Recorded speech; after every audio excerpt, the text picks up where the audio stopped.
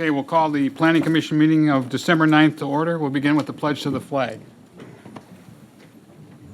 I pledge allegiance To the flag of the United States of America and and to the republic for which it stands, one nation, under God, indivisible, with liberty and justice for all.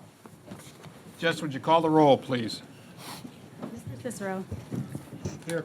Mr. Cook. Here. Mr. Perkovic. Here. Mr. Sidoti. Here. Mr. Tiedemann. Here. Mr. Varga. Here. Mr. Snow. Here. Entertain a motion for the approval of the minutes of the November 14th meeting. So moved. Second. Jess, when you're ready. Mr. Cicero. Abstain. Mr. Cook. Yes. Mr. Perkovic. Abstain.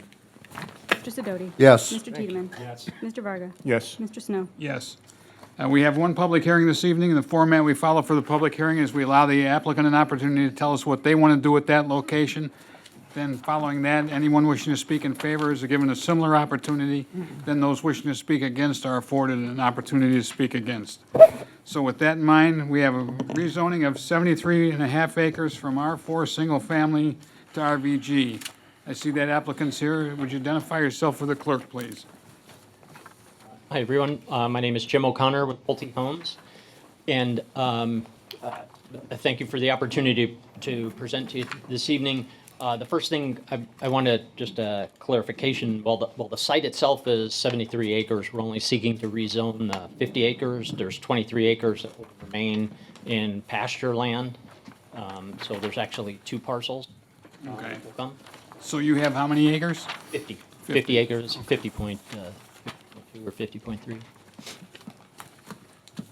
So, Oh, right. and I'll demonstrate that in the slides. If you want to click to the next slide, that'll show that. So basically, it's a 73-acre site. We'll be purchasing approximately 50 acres, and then the 23 acres we are not purchasing, and that will remain in the existing R4. So the development that we have planned is on the 50-acre site. And I just want to step back. As I mentioned, my name is Jim O'Connor with Pulte Homes. Pulte Homes is a publicly traded company. We're operating in 26 markets throughout the United States. We have about 20 active developments in Northeast Ohio. And through our history here in Menor, we've closed about 250 homes over the past 5 years, about an $83 million capital investment into the city. And most notable subdivisions are in Newell Creek, Village on Maple, in the woodlands of Menor, just to give you a little context. As I mentioned, so we're looking at the area, and we see this as an opportunity for to change the zoning to RBG. We've kind of looked at the existing zoning, and it stacks up there from the most dense of R10 down all the way down the continuum to R5. This site sits right in between two existing zonings, an existing RVG to the left in Hunter's Woods development, and then Deepwood to the right, and that's R10, and this site falls right in between the two sites. And so we always look at everything and say, you know, the purpose of zoning is to create transitions and buffers in between and kind of reducing densities down from the higher densities or the higher, more concentrated uses down. And that's why we feel that this is a good candidate.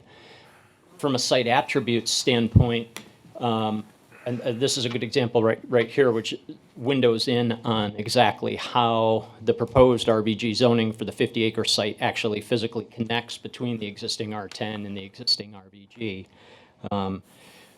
One of the things in the site that I've talked about and explained, we've been here before informally several other times, so we talk about how we try to target different consumers with the housing products that we offer. For example, if a car dealer were to offer a minivan, that would be much more attractive to certain types of people, and we can actually, through our product offering, reach out to specific targeted buyer groups, and that's what we do. And there are certain site attributes in this site that we believe make it attractive. So easy access to job and transportation corridors, easy access to supporting retail. And so what we're trying to do is come up with diversity in our housing offering and expand the mix of available new housing in Menor with what we're proposing here.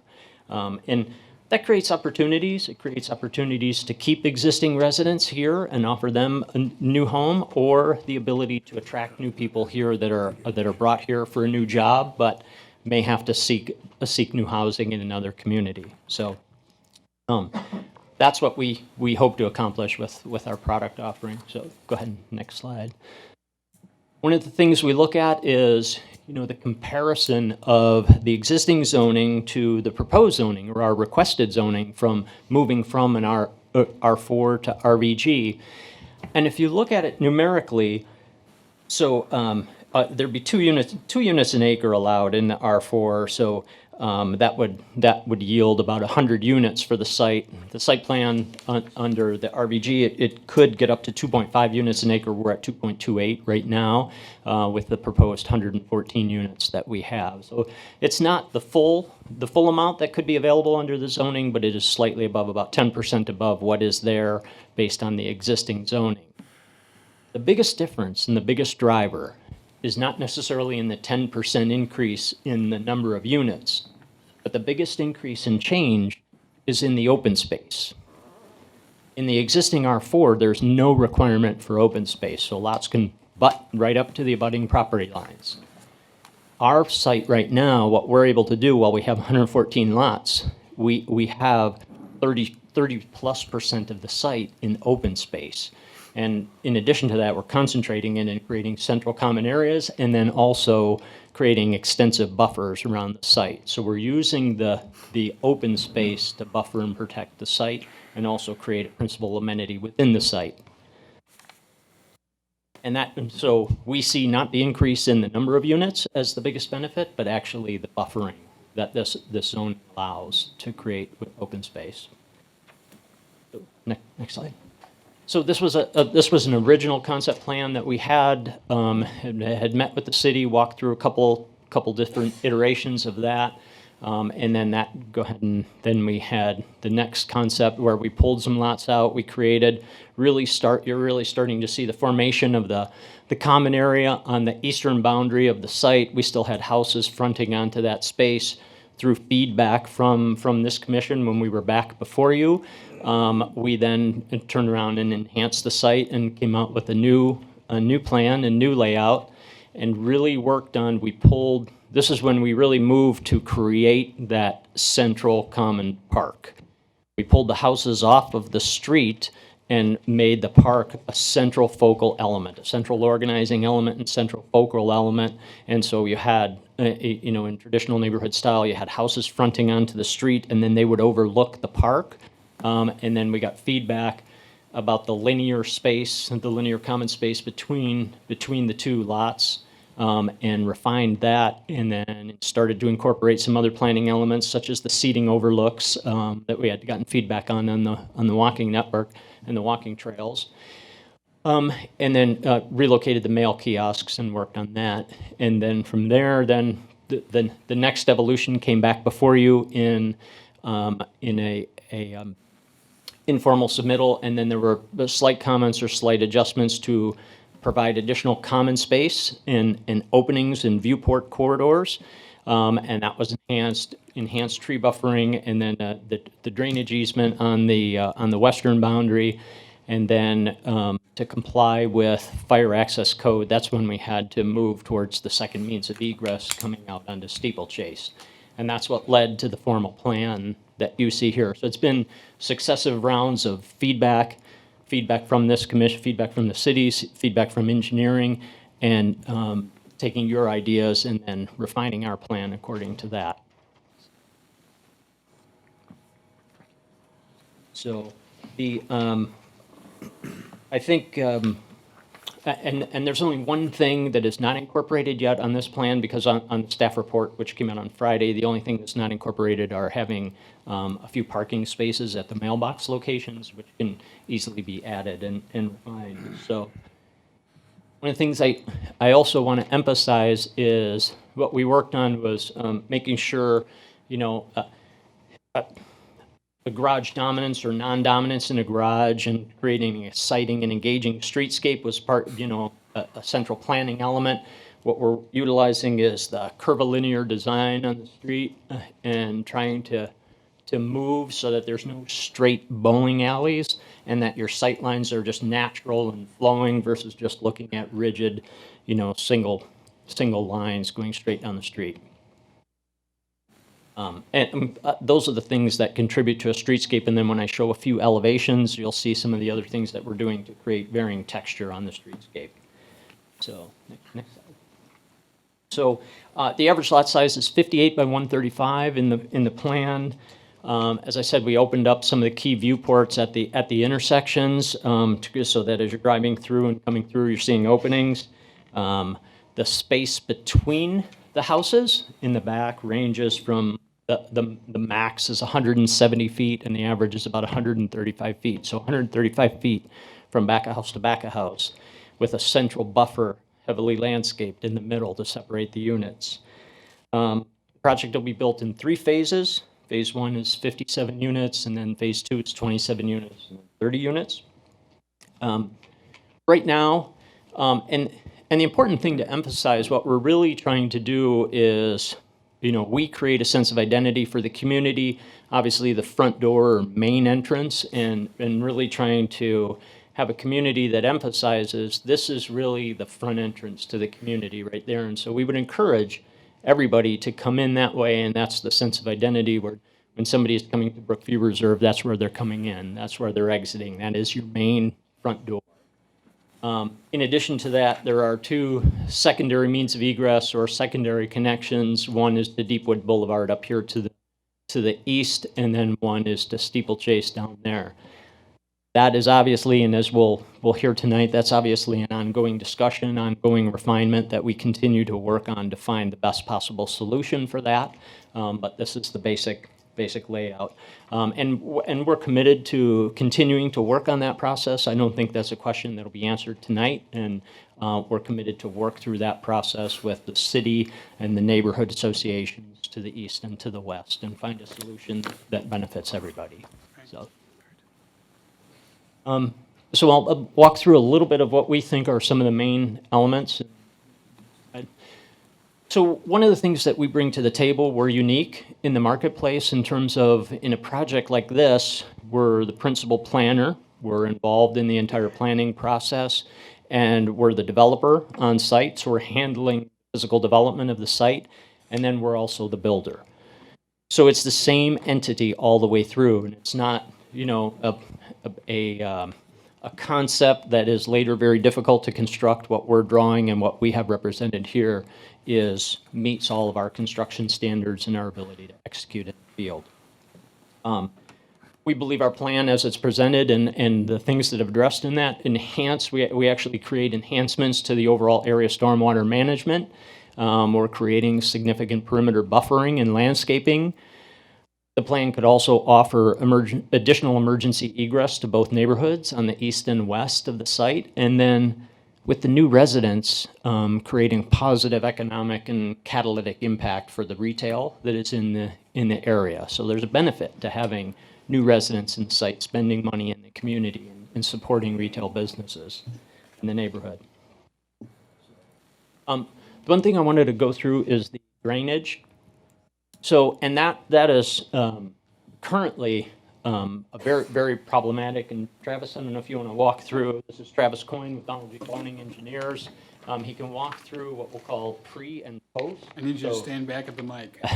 He'll walk through both pre, which would be existing conditions, and then post after development, and look at the changes to the stormwater management in the area. Like Jim said, my name is Travis Coyne, civil engineer, Don Boney Associates.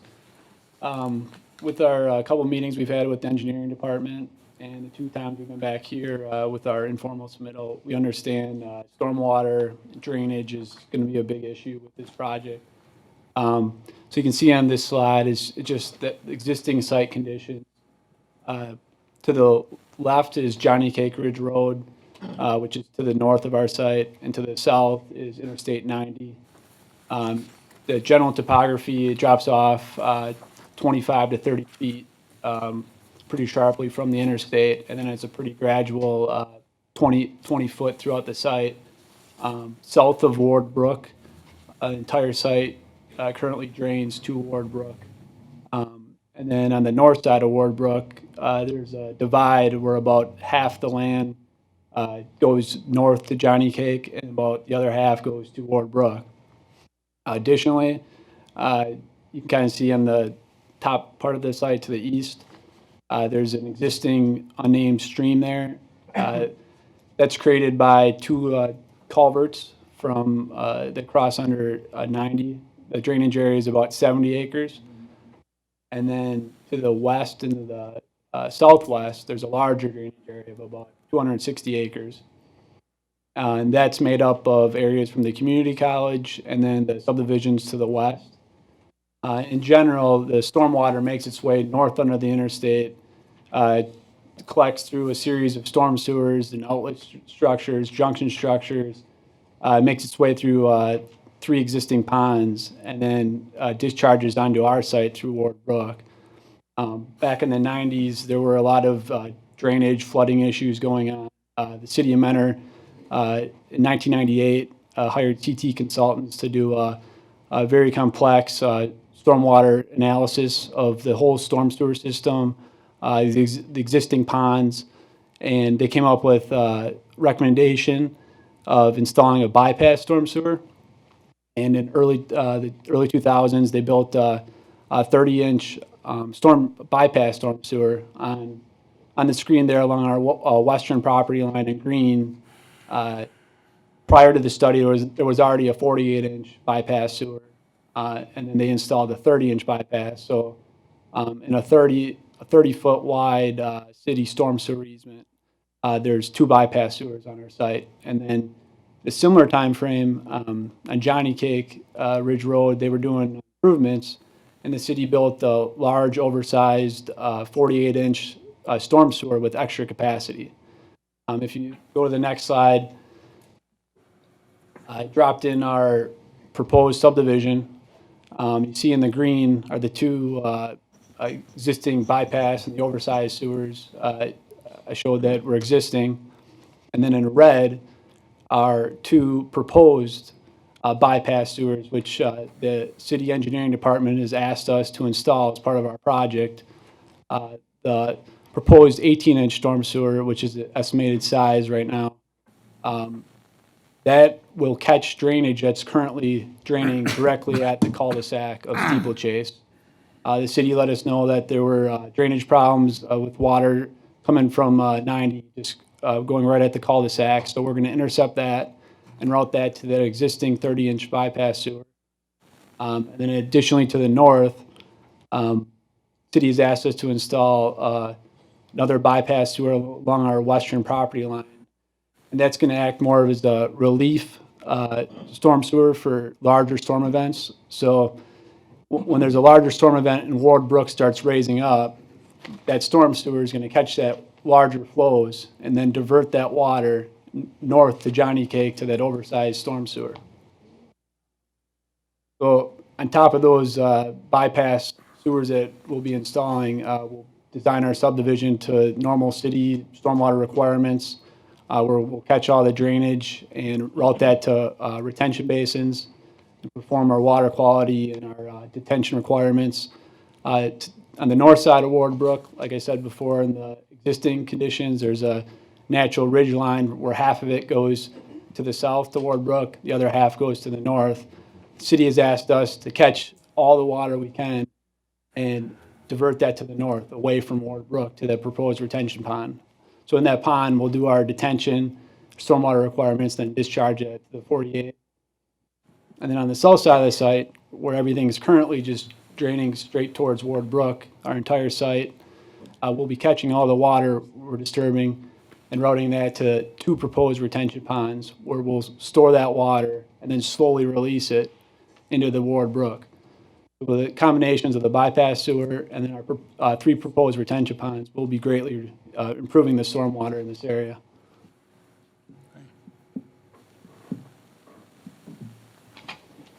So the next, as I mentioned a little bit earlier, that one of the principal advantages of this site is the open space requirements, and we have approximately 18 acres right now of dedicated open space, of which approximately 8 acres is concentrated in one area, which is the Central Park area.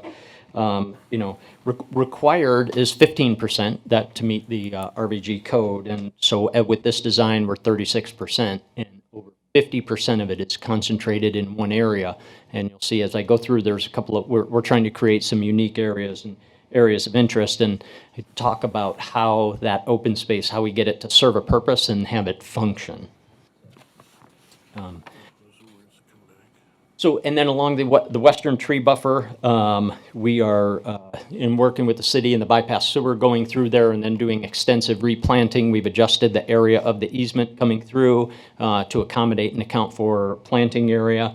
And then we will continue to protect in conservation protection zone in the Ward Brook and use that as a principal amenity. Walk through. So the open space planning elements. And then one thing of note too, the site it's what we'll call as a balanced, relatively balanced site. So there are certain high areas and there are certain low areas, and we basically do a gentle regrading over the entire site to take off the extremely high areas and then balance them down and achieve balance over the entire site.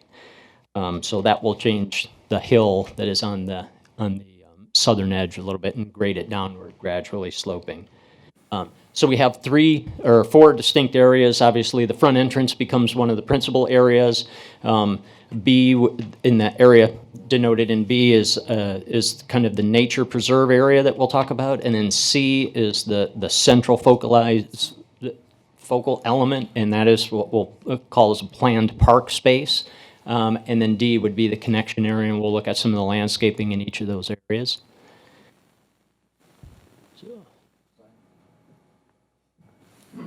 So the central common space will consist of a parking lot and then a walking trail. It's about 1/3 of a mile walking trail in that area. We've eliminated all the houses on that side of the street and it really create a central focal point for the area. We have we're emphasizing walkability within the community. We'll have about 14,000 lineal feet of sidewalks or walking paths, and then some dedicated trail networks. So the loop going around the park, the central park area, will be 1/3 of a mile, and then there'll be 1/3 of a mile around the Riverwalk or Ward Brook area as well. We'll have a parking lot there, so people could choose to drive there, engage, whether it's at the pavilion or tend to a community garden or plot that they're working in the garden. We'll have a pavilion structure there. And then, one of the other elements was a fire pit. We're looking at other options there to incorporate a fireplace into that. Within the garden plot, whether it'll function, each person will take their own little space or they'll all come together and do a community planting as one. That's to be determined based on the resident participation. Slide. And then this is just a larger view of the common space, so you can see the overall network and trail network following along water course as it comes through there. So then the principal entryway will be very nice. As I said, we're making that the front entrance of the community. That's where we want to encourage all traffic to enter that way and all traffic to exit through that way. That will be our sense of community. That's the neighborhood that you come into. We've then the next right there, and then so per comments from the Planning Commission, we've actually extended the walking path to where that crossing is and created a little bit difficult to see on the thing. Hopefully it's on your screen and you can see it, 2 seating overlooks, and then as I mentioned, that walking path is 1/3 of a mile, and then that will take you also to the Central Park area that we have. And what we're really trying to do is preserve and enhance the natural features that are there on the site and capitalize on them and make the most of it and have a sense of purpose, have it have meaning. And then lastly is the secondary entrance. This is just a preliminary plan of ideas just sketched out, creating landscaping buffering. This is where the street would come through and connect to the existing cul-de-sac. There is a central island planted in that existing cul-de-sac right now, and we would do extensive landscaping. Those 2 lots that exist right now would become dedicated open space blocks, and then landscape to create buffers around that. And so that can all be adjusted. And these are things that will get enhanced as we move forward through the process. Lastly, these were just some of the conditions that were picked up in the staff report, and I think we're in a position to address each of them or have submitted documents that have been requested. And I think, after tonight, that one of the principal outstanding issues that we'll just have to resolve and continue to work on, and we're committed to continuing to work on, is really how we're going to make that secondary connection, or how we're going to satisfy that condition. And it's our commitment to continue to work and find a solution that benefits everybody in a practical way. The next thing, everybody's always faced with the question, if you build it, will they come? That was one of the things that was asked in the staff report. And as a publicly traded company, Pulte has very, very rigorous internal financial discipline and requirements that we have. Many of the things that we do are proprietary to Pulte, so we don't necessarily publish them in the public realm. And I'm happy to come and meet with anybody at the city and kind of walk through all of our internal documentation. The more important aspect of it is that we have the full faith and backing of the company, and the company fully supports this and understands, and we have done the study to say, if we invest this capital, if we invest $38 to $40 million, will it work? And so we have demonstrated that to the company, and they're confident in our product offering and the market and its acceptance into the marketplace. So lastly, I just wanted to begin to touch on the architecture in the homes. So we'll have we'll have about 8 floor plans. Each floor plan will feature 6 different elevations, so 6 varieties of elevation on each plan, so you really start to see it multiplying out. So I've just selected a couple, and the goal is to have a lot of architectural detail and articulation, trim, in different aspects to separate the houses and make them all look unique, as if the development has evolved over time, and emphasize that unique expression. Every buyer will go through a process after they sign a purchase agreement with our company. They will come to our design center and go through a selection upgrade process that's standard and part of our purchase. One thing I want to emphasize is all homes will have roof overhangs. I know that's a very sensitive issue for the committee, and so that is a feature that is in every detail on every plan. And then lastly, I used this is just 4 of the plans with just 2 elevations each. But what I wanted to show is get to the point I made earlier, number one, about the curvilinear streets and the variation on the streetscape, so that there's a rolling effect to the street. But then also what we do as a company in our planning efforts, and you'll see through our elevation offerings, there is a lot of variety in the facade of the home, and we really focus on the placement of the garage and how that's handled. So in some instances, the garage is forward. In other instances, the garage is pushed back. What we do is then create different elements with the house, with massing elements, pull 2 reverse gables forward on the house and push the garage back. In other houses, the garage is forward. And then additionally, we add front porches and different elements of design to create transitional effects. So it's not a hard massing wall encroaching onto the street. It's a softening of the transition and a rolling effect through the curvilinear streets.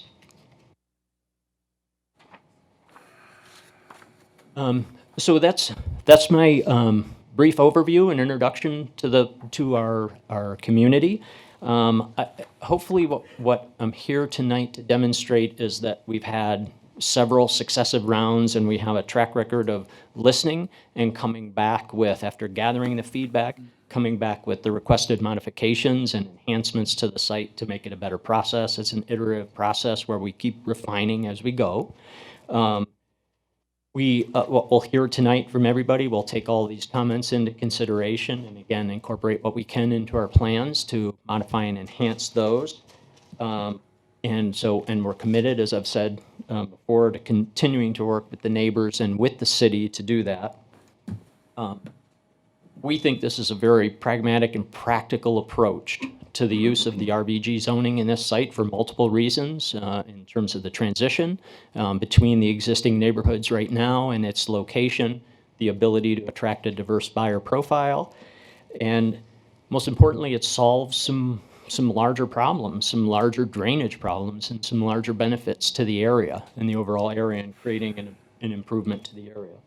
And then in addition to that, the new housing and new residents will have a catalytic impact to the existing retail, existing neighborhoods. So that's it. Thank you, and I'll look forward to getting comments and any questions. Okay. Anyone else wishing to speak in favor of this application? Okay, we'll go. I'm sure the rest of the pink sheets are filled out for those wishing to speak against. Is that correct? Okay, let's begin with Gary. Help me with the last name. Thank you. First, yeah, that's right. Just like the military.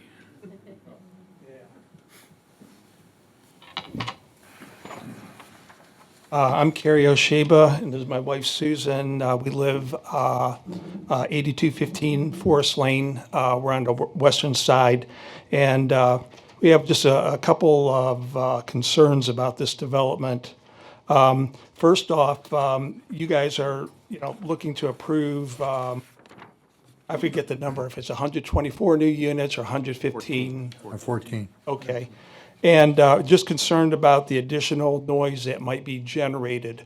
We're on the western side, and when I look at this map, I zoomed in at home, it only looked like there was maybe 50 feet. Right there, it looks like it's actually touching, our development there. And there's a whole lot of space on the other side, and we're not sure why, we seem to be at a bit of a disadvantage here, and we'd certainly like to see that thing maybe pushed over, or something else put there besides just a row of trees. The second thing is the traffic that's going to be generated. The gentleman here, emphasized the entrance there on Johnny Cake, which it's going to be really close to us. It's not going to be down like towards the middle of the property. It's going to be down close, almost, I think, across where the Brentwood School was. And now they're there is a church there. I'm not sure when they're going to be coming into full operation.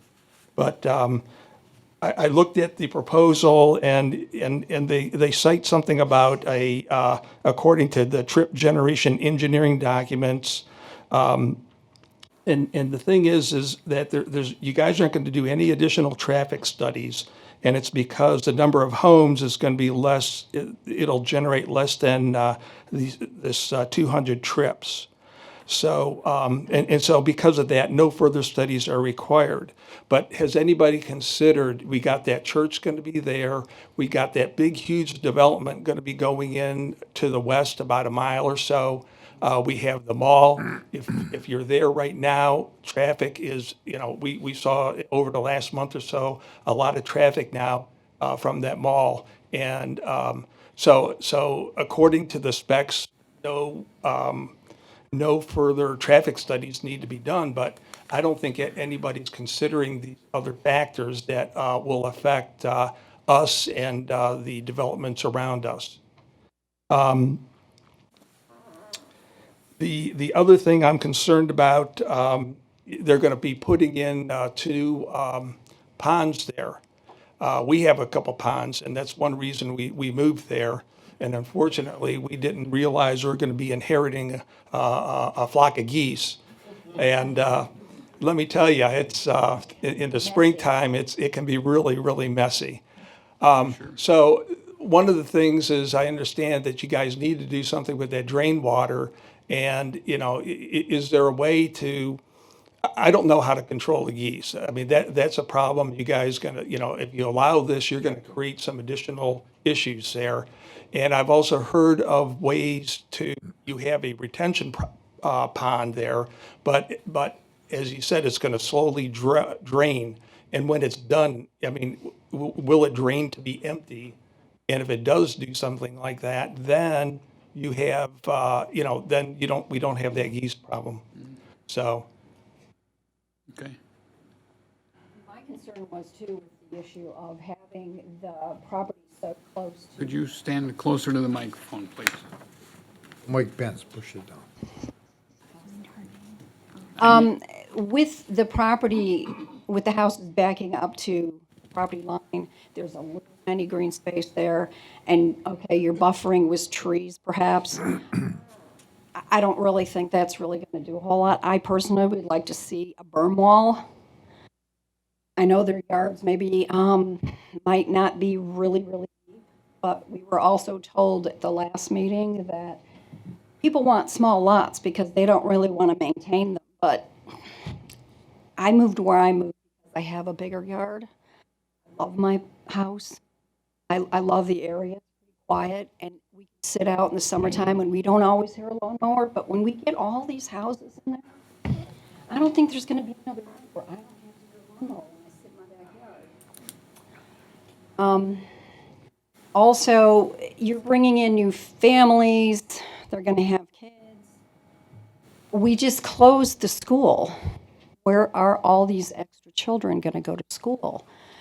They, right now, turned Ridge Junior High into an elementary, but I don't know, will this, hold all the extra students, plus with the Norton Estate having more housing coming in? I just look at where are these kids going to go to school? And of course, like you said, with the traffic, and I gladly accept the seasonal traffic for Christmas because that means people are coming, they're buying, they're, coming into Metro, they're spending money. But 365, I don't know. I don't mind it seasonally, but every single day it's a burden. Because once you build this on those tiny little lots, all those people, then the developer leaves and we're stuck with it. I got to live there every day.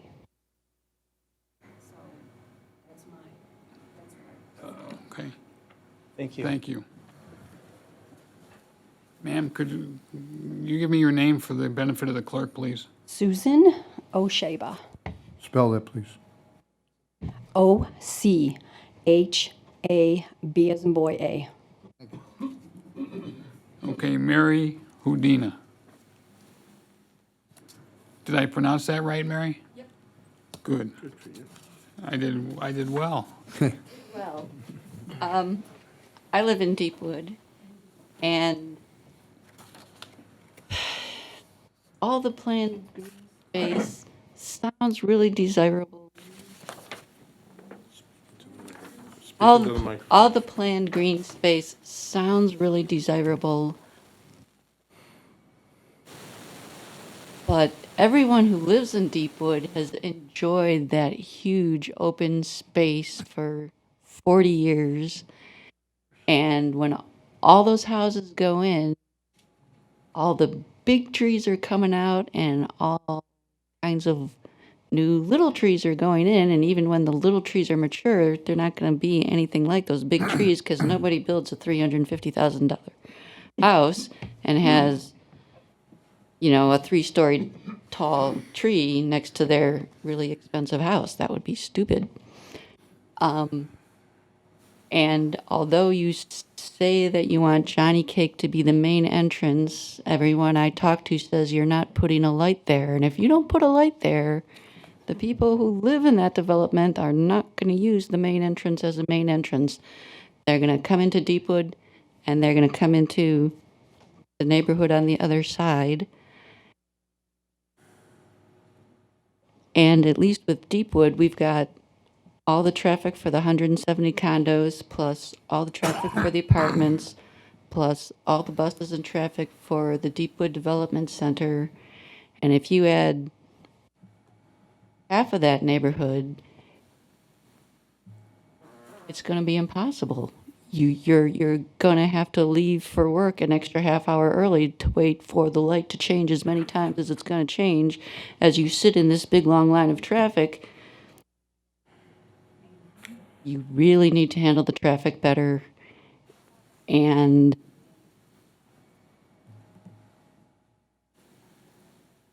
if we could have the open space in the 100 houses, we would prefer the open space with the 100 houses. Pulte sounded like the only way they're going to put all the open space is if they get to put more houses close together.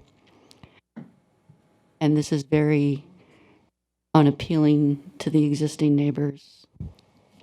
Okay, Thank you. thanks. David Godek.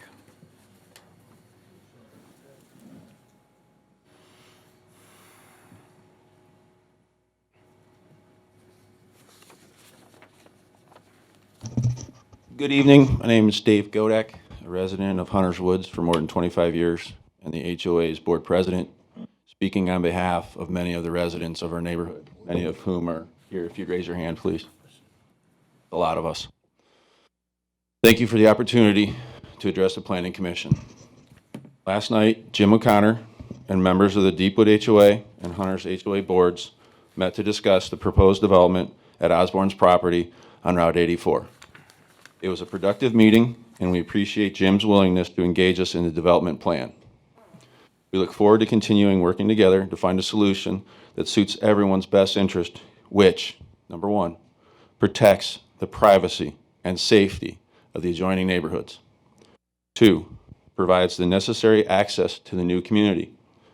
And three, satisfies the City of Mentor requirements.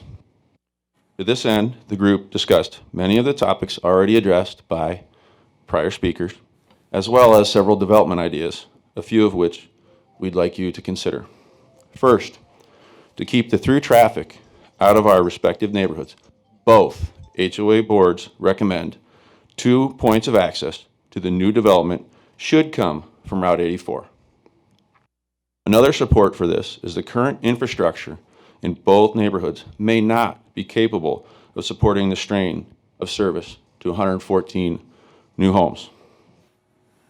As a second option, the HOA boards would like the Planning Commission to consider secondary and tertiary access points shown in the most recent development plan to connect the neighborhoods to provide only access to emergency vehicles. Traffic could be limited with a gate or barrier of some sort with landscaping to minimize the aesthetic impact to area neighbors. Jim shared samples of this from other Pulte projects, which we felt could be viable. Ultimately, though, we, the HOA board members, are not credentialed in development design nor city planning, so it's our hope the City of Mentor will help discover and implement solutions necessary to satisfactorily reach our stated collective goals. In closing, Hunters Woods HOA Board is committed to working collaboratively with Pulte in support of this development and safeguarding the privacy and safety of our neighborhoods. Thank you. Thanks. Kelly West.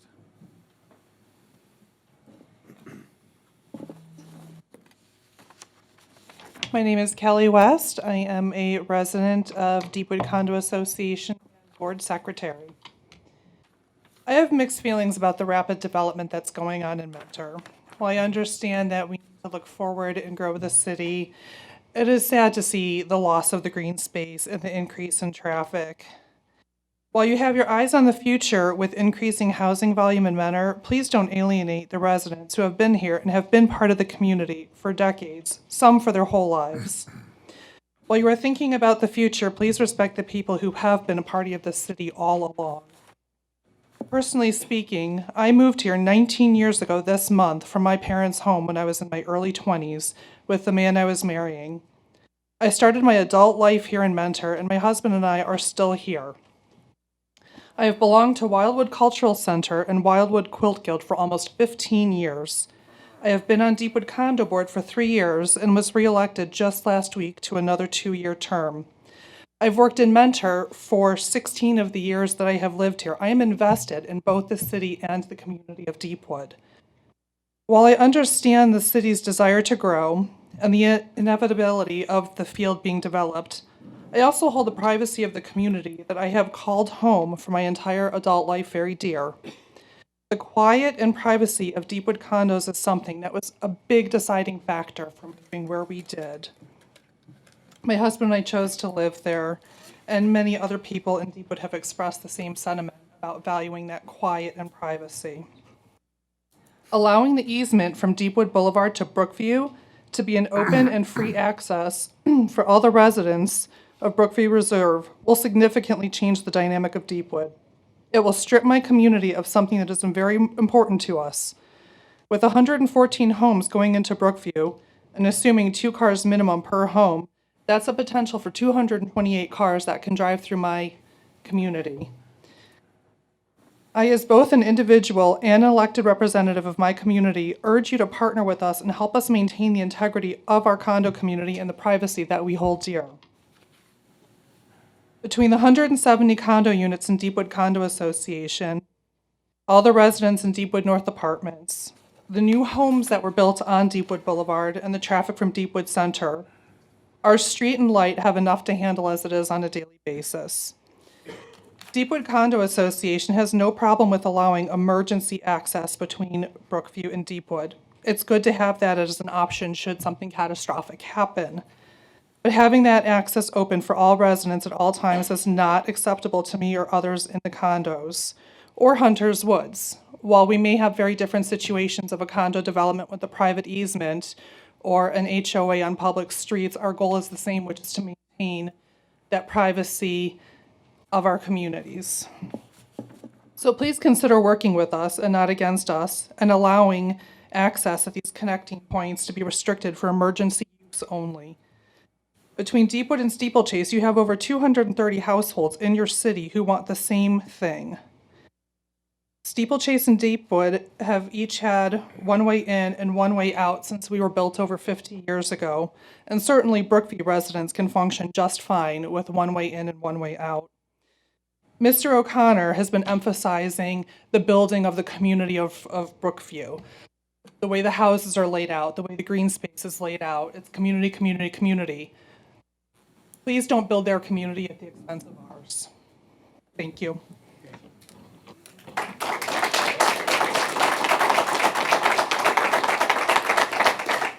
Jim Saracey. Thank you. My name is Jim Saracey. I live at 8172 Deepwood Boulevard, unit number 2, on the Deepwood Condominiums Board, and I'm its president.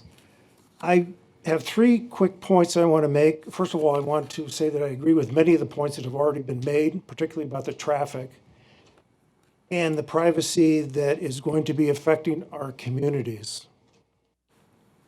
Currently, this property is zoned R4, and I think that it could be kept R4 in order to remain consistent with the other neighborhoods around it. If you go up and down Johnny Cake Ridge, west and east, those are R4 neighborhoods. I think that the apartments and the condominiums are an anomaly.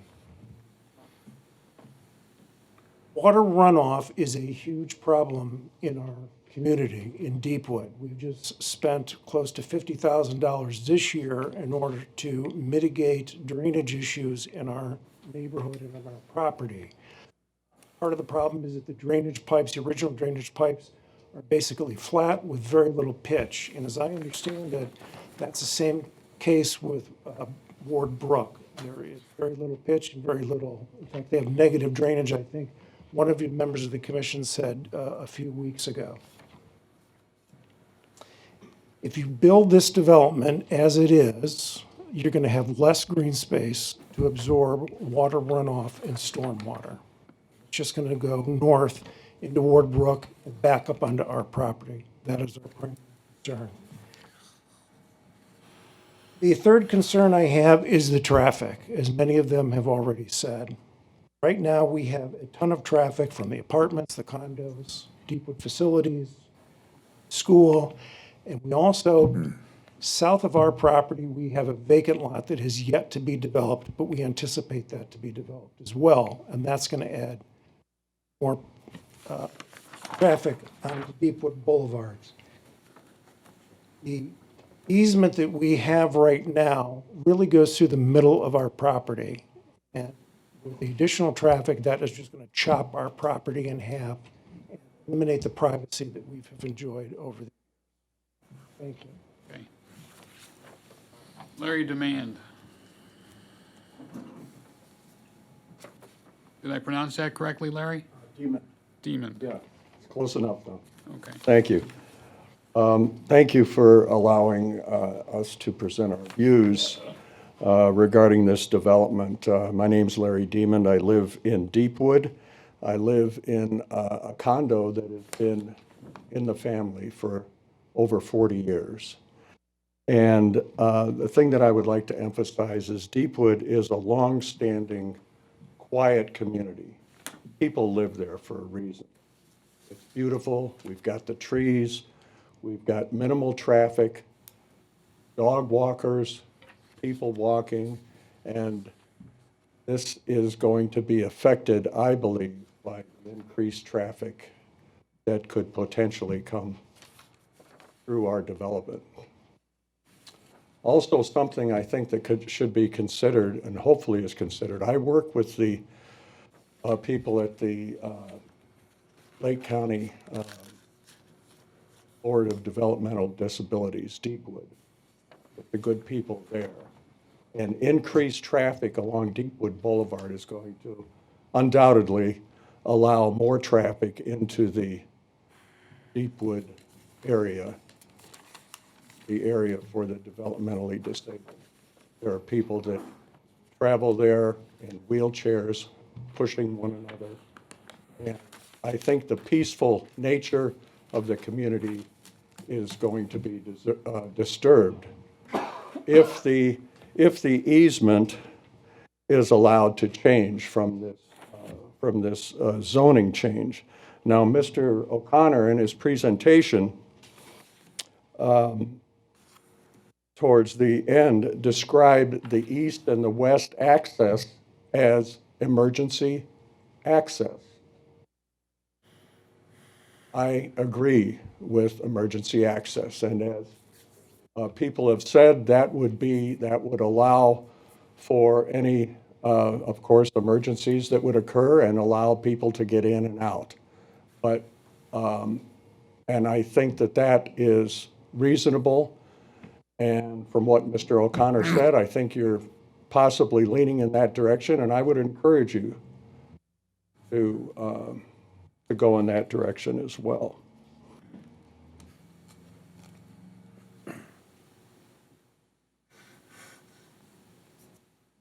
Thank you very much. Okay. Sandra Bartlett.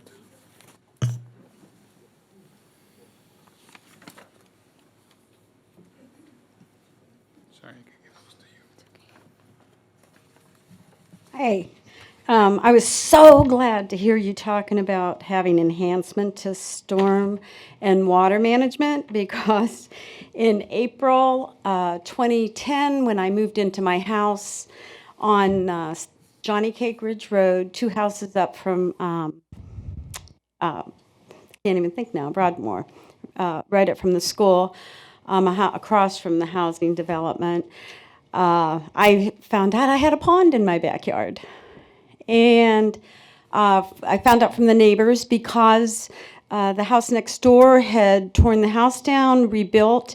The city required them to raise their property, I don't know, maybe a foot higher than what it was. So guess where all that water is now?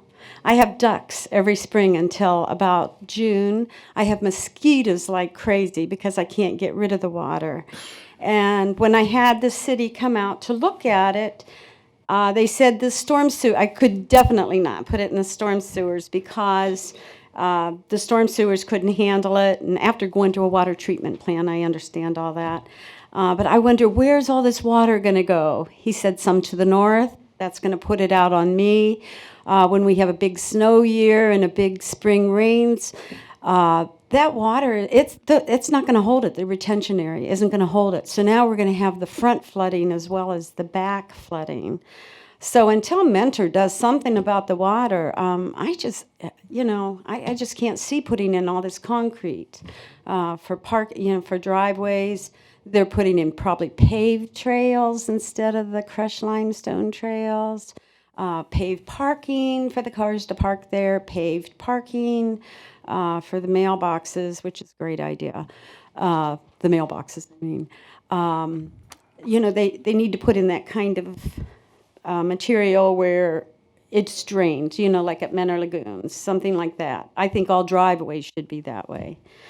and the talking about the traffic, ever since whatever Amazon Prime is doing at Sears, it's like, okay, they all leave at the same time, so it's like, okay, how do I get out of my driveway? You know, I used to always be able to make a right, even if I wanted to go left, but now it's getting hard to go right.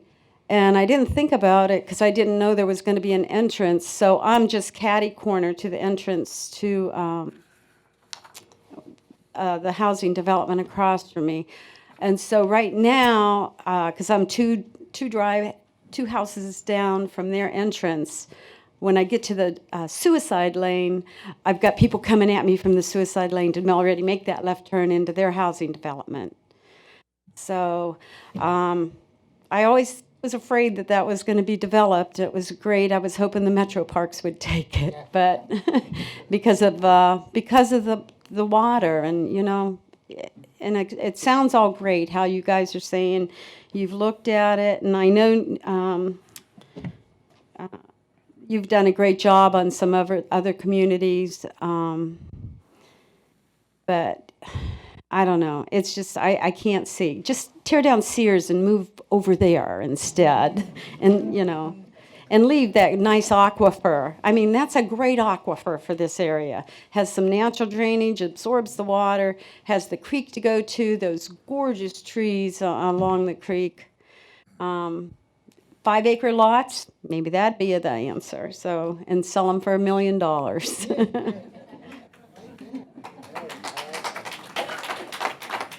Okay, Renee, help me with the last name. Okay, and is Austin here too? Dustin, but I'm fine. Okay. Okay. Hi. My name's Renee Sleviak, and I live on 7647 Silver Beach Lane. And the good news is I can save some bullet points because everybody's kind of mentioned some of the stuff that I was going to talk about, so I won't reiterate it for you. The traffic. Mine gets a little more personal because if you look on the planning thing, you see where Silver Beach is, the cul-de-sac there. We have a little under, it's almost an acre of land. So we go this way. That means that I'm going to have 5 to 7 backyards down the side of my house. You know, that's a concern. And they have a buffer, but if you look, it's kind of like, well, it's almost like a kidney shape, but not really on the other end. If you look where it, you know, bows down, it like basically butts up to the side of my house where my window is. So I'm going to be sitting out on my nice big deck looking at 6 backyards. And that concerns me. I mean, I understand we need to move forward and progress and all that stuff, but it's like, I bought it. When I bought the house, when we went and looked at the house, there were literally horses standing under a tree. And I said, oh, they're having a committee meeting to discuss whether we should move in or not. And, you know, and now we're talking about, I'm going to have 6 yards, and, you know, they're talking about, oh, we want to have families moved in. And I have nothing against families, but not 6 of them down the side of my house. You know, I have an acre. If you look, and I try to count the plots, they're literally all along the side. And they're smashed up against the, you know, the edge, literally. And they're saying they're going to be small yards. So I'm going to have what? Basketball hoops, trampolines, all this along the side of my house. Now, and when I go to sell my house, what's my property value going to be worth? I mean, I'm not looking to sell it, but I, you know, might not be able to because people are going to look and be like, oh my God, look at all these people. And you're going to be able to see them because our deck sits up. And they're talking about putting a couple trees in there. You know, I don't know. It concerns me. Like, what are they going to do exactly? You know, like I said, I'm not trying to thwart progress or anything like that, but I just, you know, personally wanted to be heard of, you know, what are they going to do? They're pushing everything over here. They have all this empty space over there. They're talking about for their people that are going to buy it, that they're going to have this great, you know, green space and everything. And I'm going to have 6 houses up the side of my house. So it's a concern. You know, that was, you know, one of the main things besides the traffic and that. You know, they talk about putting some trees up. Well, how long is that going to take for them to grow? And then when they're doing the construction, how long is that going to be? A year, 2 years? I'm going to have bulldozers and beep, beep, beep, backing up sounds outside my window for how long? I mean, and then the drainage part concerns me because that drainage goes right down the side of my fence. There's they have the horse fence up or whatever. That drainage is literally right down the side of my driveway, basically. So in the front, so those 5 or 6 houses are just my backyard. And then I've got a couple more going down the front of my yard. So literally the whole side of my property, our property, is houses. And they're smushed right up against it because they're saying there's not going to be a lot of yards. So where's the house going to be? Is the house going to be sitting further back? So I'm literally going to be looking into people's windows, or is, and even if it is, it's a small lot, so they're not going to be that far away from me. So I was just hoping that they could reconsider either putting up a mound with a fence. I mean, I live catty corner to the first people that spoke, and if they're going to hear it, I'm going to hear it. We're going to hear it more. So that's just something I wanted to make sure that we put out there, because when they started talking about easements and stuff like that, I thought, off of Hunter, their road, I don't know how that road's going to handle all those cars, because I look at our road, which is, a twin to theirs. I don't know how those cars are going to go up and down the roads, especially, and yet then you add Amazon, all the delivery trucks and stuff like that. They're crazy now. I mean, I always see them on our street, and that's just for, the houses we have. So it's just something, to really, I just wanted to put that out there, because, in looking at it, I'm like, we kind of take the brunt of, they pushed it in a little bit. So, because I believe at the last meeting, Chairman, you said, we don't want it to be, when you're looking down the street, everything. So what they did is they bowed it in closer to my house and they pushed it out where there's nobody. So where the cul-de-sac is, there's all this space. And then where there's my yard, now all the houses are closer to the yard. So it was like, I was like, no, don't say that. But I wish I could take credit for that, but I think it was Mr. Vargas. okay, I was going to say. But yeah, so yeah, when you said that, I was like, okay. So those are, I just wanted to make sure that, we could maybe discuss that, or I could hear more about what they're going to do, because, I don't want to hear that for 2 or 3 years. I understand. All right, thank you for your time. Jerry DeSica. Never turn your piece of paper in first. I represent the American Horse Association, and I'm here to tell the commissioners each horse requires 10 acres. So we're through with the housing stuff, right? No, actually, my name is Jerry DeSica, and I've lived at the Deepwood condominiums for 33 years. And I see there's a lot of people here from the other streets, which is good. And as you can imagine, in my 33 years, I've seen several changes to the Deepwood Boulevard, and most of them have been good. But tonight I have just one question for the planning commissioners. And the question is why do you want to ruin 2 to 3 well-established and happy neighborhoods? See, I believe the 114 new homes, and this gets back to what everybody's saying, it's going to create more vehicles, probably 187, maybe more, to travel the roads. And on Deepwood Boulevard, we've got the 170 condo units, 350 apartments, 6 new houses, and the Deepwood Center. And our boulevard has more than enough traffic. And I'm sure the same is true for the neighbors on Steeplechase, Stirrup, Brittle, and Saddle Lane. Most of us prefer only the horses, but realize the pasture area would and is a prime location for new homes. We believe, however, new homes should not, wherever it is, we believe new homes should not ruin or affect the existing neighborhoods. And this can be done by having the in and out roads to the new development off 84 only. And we please ask the commissioners to make this happen.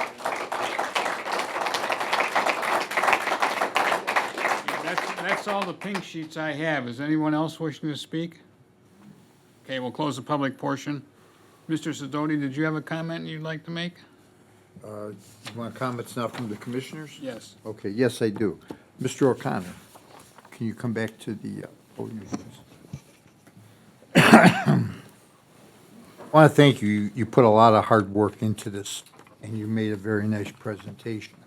I had a list of questions that I was formulating last night that I was going to ask you. You know, size of the lots, the access to the development, the connection to steeplechase, the dredging of the stream, the easement, but there was one question that kept arising in my mind that's been bothering me, and I'm not going to ask you all those questions about your presentation. I'm going to ask you just one question. When you first made a presentation to the Planning Commission a while back, there was a question asked very early on by our commissioner, Mr. Snow, is why can't you develop this as a residential development under the current zoning, okay? Which is R4. Now, I think the more I thought about it last night and with the research I did, I can see why you can't under R4. Pulte is a tract builder, a production home builder. You secure a large tract of land, you divide it up into smaller lots, you have 3 or 4 home designs, and you're quick in and quick out. According to your business model, which has been very successful, and, you know, Pulte is a very successful company, you can't, under an R4, you can't come in there and do what you want to do and do quick out, you know, quick in and quick out. It's just not going to lend, R4 is not going to lend itself to that. And I'm a fan of R4, but I do realize in today's market that R4 takes time. With a 22,000 square foot lot and the size of the homes that go on there, you're not going to come in 2 years, 2.5 years, and close it out and leave like you did at Mill Creek. But the question now that keeps coming to mind that's bothering me is, and I have seen no evidence and or documentation of fact to support why this cannot happen, is why can't you put in a residential development under R2 or R1 as opposed to going right to an RVG? I personally would like to see a little bigger lot, not much from what you're proposing, but bigger. And under R2, you have a minimum 15,000 square foot lot. Under R1 is a 12,000 square foot lot. The R1 kind of adds a little muscle to the RVG. But I haven't seen any reason of fact or conclusion as why you can't put in a very nice development under R2 or R1. I think the market is there in Menor for that. I think there's a lot of families, buyers, who really want to come into Menor, and I think they would be attracted to an R2 or an R1. You could still put in the same amenities utilizing this site as far as open space. And until that, I can resolve that into my mind is why you can't do it along those lines. I'm not prepared to make a recommendation tonight to City Council on whether or not we should let this go through as an RVG. I need to see reasoning and fact as to why we cannot look to an R2 and R1 and develop this site, lessen the impact a little bit, but still maintain the beauty of this particular location. Thank you, Mr. Chairman. Thank you. Do you have a response at this time? I had created a table and a comparison strictly between R4 and RVG, and we hadn't looked at it under the R1 and R2 scenario. And as I stated earlier, this is an iterative process, and we will continue to refine and study, and it's our obligation to present that to you and to the commission and work with the city to do that. So we will take that under advisement and come up with better articulation of that. Thank you. Ms. Mitchell, any comment the administration would like to make relative to Mr. Sidoti's comments? I do think the table does give some information with regard to the R2 density requirement is 2.5 units per acre. If you look at the item in red, but under maximum units per acre, you could get 125 units under an R2. So on R1, the density would be even higher. So just something to think about. The proposed density of this particular development is actually 2.2 units per acre, which is 114. So under the 2.5 units per acre allowance of R2, you'd actually get more housing. Okay. Less green space, no green space requirement. Mr. Chairman. Mr. Ms. Sedoti. Mitchell, but that density and the open space, that all can be negotiated and worked through with the developer when we're looking at the different district classifications, correct? There's no open space requirement. I know, but that can be negotiated and worked with the developer to incorporate that into these districts. There's no prohibition not allowing us to do that, correct? I don't know. You want to answer that question? No, thank you. Thank you, Mr. Chairman. So you can work along those lines, right? I can expand that chart and do further study and analysis to see how we could address it. Thank you. Okay. Mr. Chairman, Mr. Varga. I've been trying to figure out what the real crux of the issue is here. And let me ask a question, maybe the city knows this, maybe you know the answer. Is this property been subdivided yet, formally? No, it has not. Okay. It seems to me that as displayed, as it's presented, the problems we're having is because of the way the property is subdivided. It's subdivided to only allow for one way in, therefore putting a burden on adjacent properties to meet the requirements for subdivision, both to the Deepwood neighborhood and certainly to Steeplechase, that street. So I guess, let me ask this question then, too.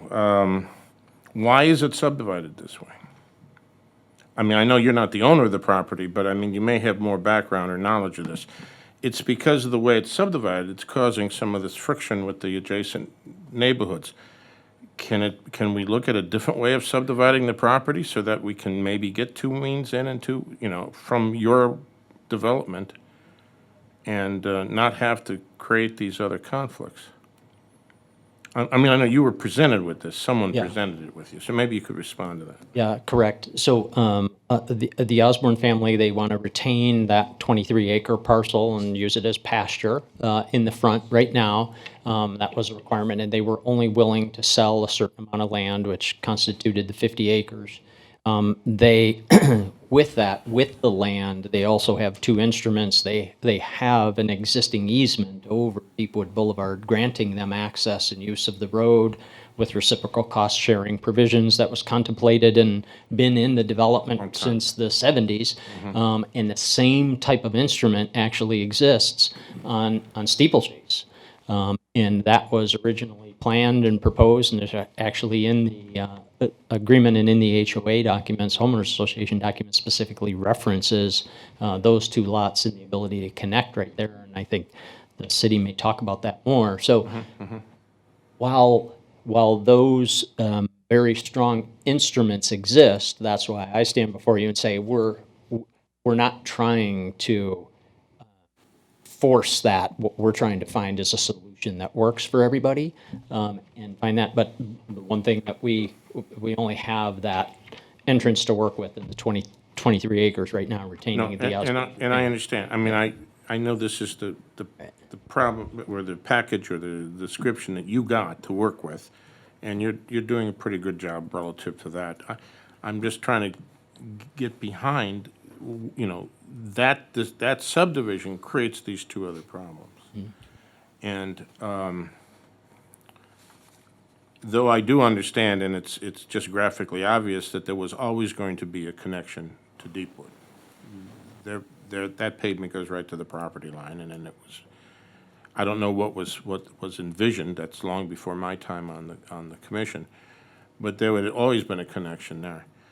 I'm a little surprised to find out that with Steeplechase, there is actually a legal justification for making that connection. In previous subdivision discussions we had, the one that comes to mind is the one on Chillicothe, I don't know what they call it, Menor Heights or something like that. We had a temporary cul-de-sac adjacent to the property with every intention to have it connected, and there was a lot of pushback, and we didn't make the connection. We allowed them not to make the connection, and they made a second connection to the main street.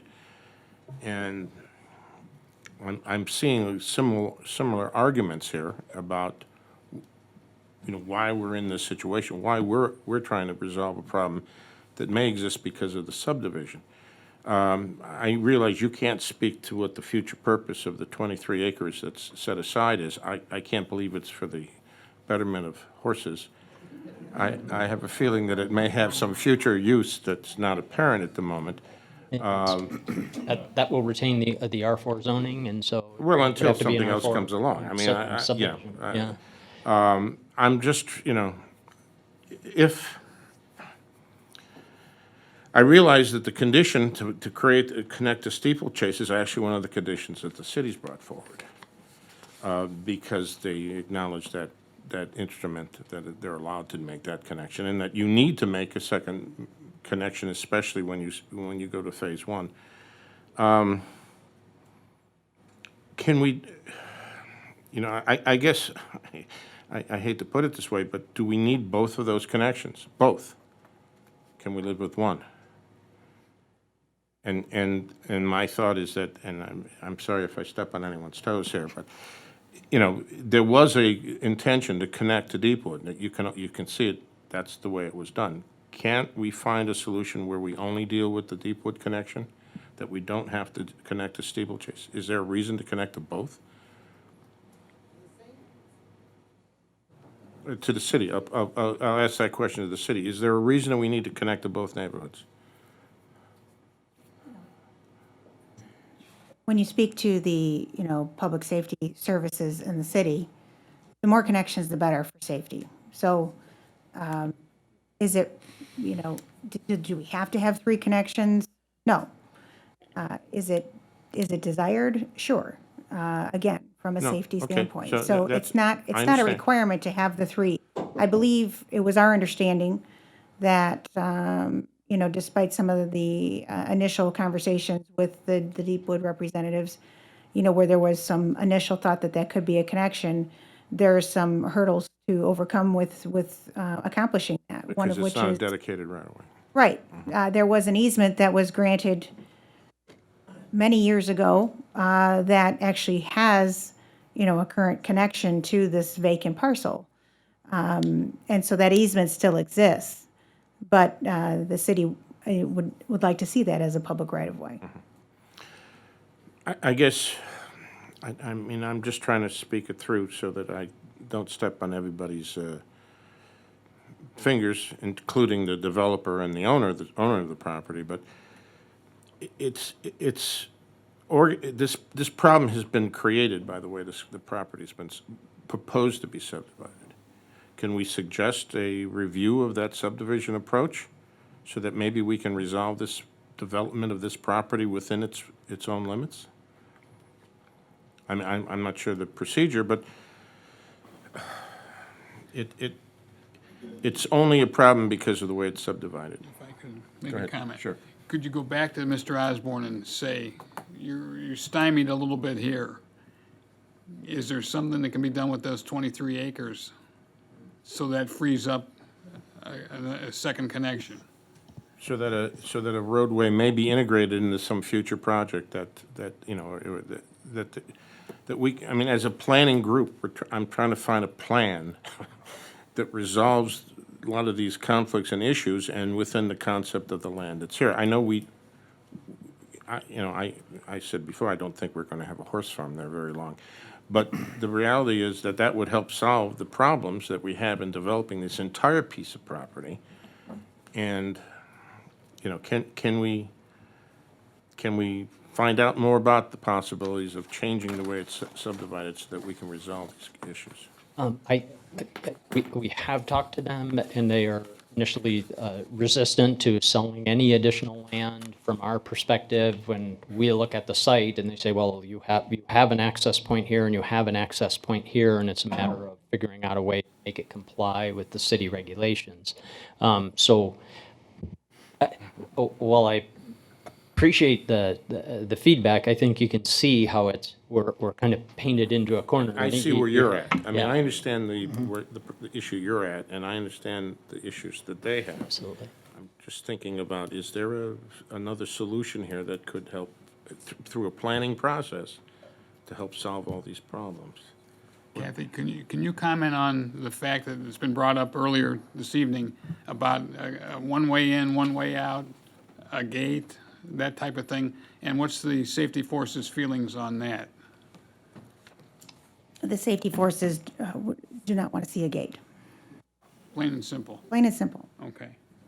So that's not a solution. The solution is second access point. We got to do something with that 23 acres, I believe. Is that what you're saying? Well, Go ahead, Mr. Cook. I'm going to echo the same thing, because the biggest problem I have here is when you drive down Steeplechase and the people that live at 8325 and 8322, when you're driving down the street, those houses are fronting Steeplechase. The last two start to curvature. So although they live there and they would think, you know, those two lots on the end, they may be a house someday, but they're going to face the cul-de-sac. That's a permanent cul-de-sac. To run that street down and have those last two houses in a curve, I mean, anybody can see that that was supposed to go like that. Now, whether there's language somewhere about putting a road through, I think the common person would think, this is going to be a cul-de-sac. This is a permanent cul-de-sac. Now, if it was a construction turnaround or a temporary cul-de-sac, and we have those in the city where the road looks like it's going to continue, that's a different argument. But this looks and feels like a permanent cul-de-sac, and they even built two houses to make it look like one.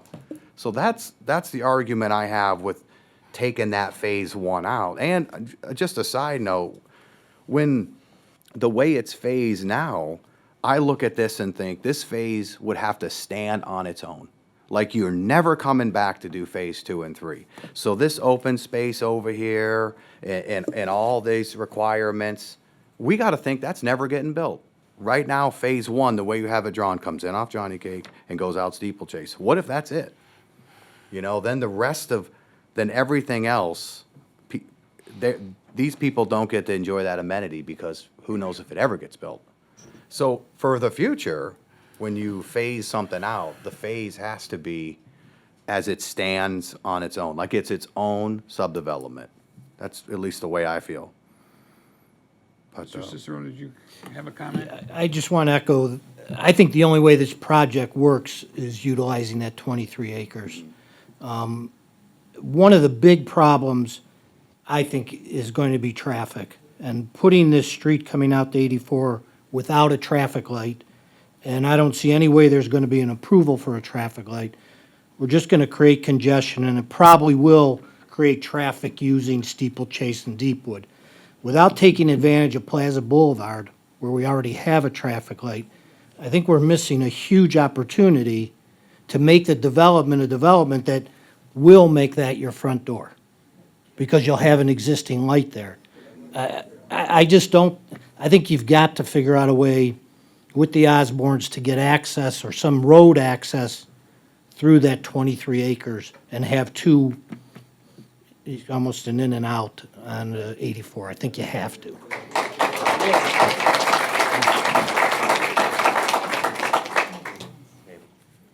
Yeah. So I'd like to make a motion to table this, Second. come back with some of the information we talked to you about. Jess, would you call the roll, please? Mr. Cicero. Yes. Mr. Cook. Yes. Mr. Perkovic. Yes. Mr. Sidoti. Yes. Mr. Tiedemann. Yes. Mr. Varga. Yes. Mr. Snow. Yes. Under old business, Larry, items 2 and 4 are tabled, will remain on the table? Oh, yes. Okay. We're going to adjust the agenda slightly because we got a couple of housekeeping issues that we want to act on before we get into the rezoning of the Bolton property. Under new business, miscellaneous review of a donation bin at 9230. Come right up. You're on. Yeah. Why don't you give us a second to clear the room? It comes through to you, the plan's not good enough. The plan's not good enough. Like intermission at the movies. Approved by plan, the plan's not good enough.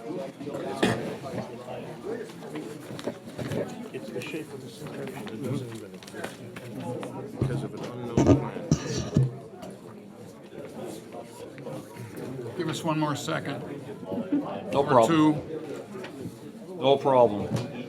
Folks, if you could clear the room, we'd appreciate it, please. Just little old me. So,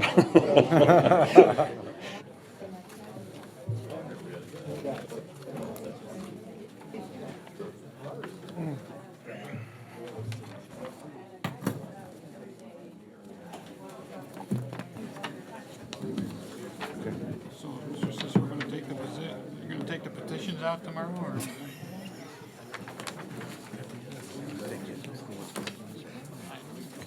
He's gotta fix it. He's gotta fix it. Mine's a little bit more simple, I think. You think so? Yeah, me and my big mouth, right? Yeah. Go right ahead. All right, so my name is George DeRossos.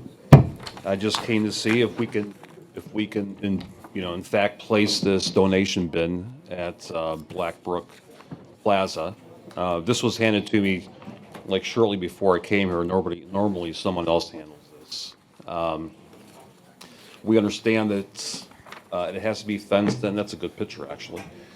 So it sits, that where this would go would be the owner of the plaza wanted it to go right next to where the dumpster is, which is probably behind those trees, if I remember. Yeah, right in that area. So this would sit right next to that, and it would be enclosed by a fence. And there would be signage on the fence so that people know exactly what's in there. Otherwise, they wouldn't be able to donate their clothes. Larry, any comments from the city? Kathy, any comments from the city relative to this? Nothing other than what's been noted in the staff report. Okay. Commissioners, I'll ask any questions that you have. Mr. Chairman, Mr. Sidoti. you've read the 4 conditions that would be tied to the approval. Are you okay with that? Actually, I didn't, because as I said, I'm not even prepared. I've never done this before. So what are the 4 conditions? I'm sorry. I It's on the apologize. second page of the staff report. Why don't you take a quick look at them? On the second page of the what? Staff report. The top sheet. The back Sorry sheet about in the back.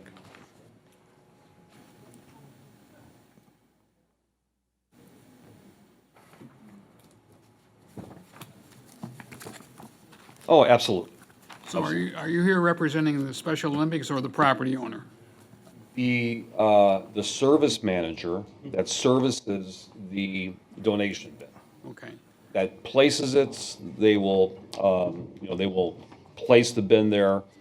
They'll place the bin there, and they actually service the actual bin. They're the ones that collect it, they place it, they collect the donations, and they have a partnership with the Special Olympics. They are registered with the Attorney General of the State of Ohio as a fundraising agent, Okay. So you're representing them? representing Ohio Mills, the service manager. Okay.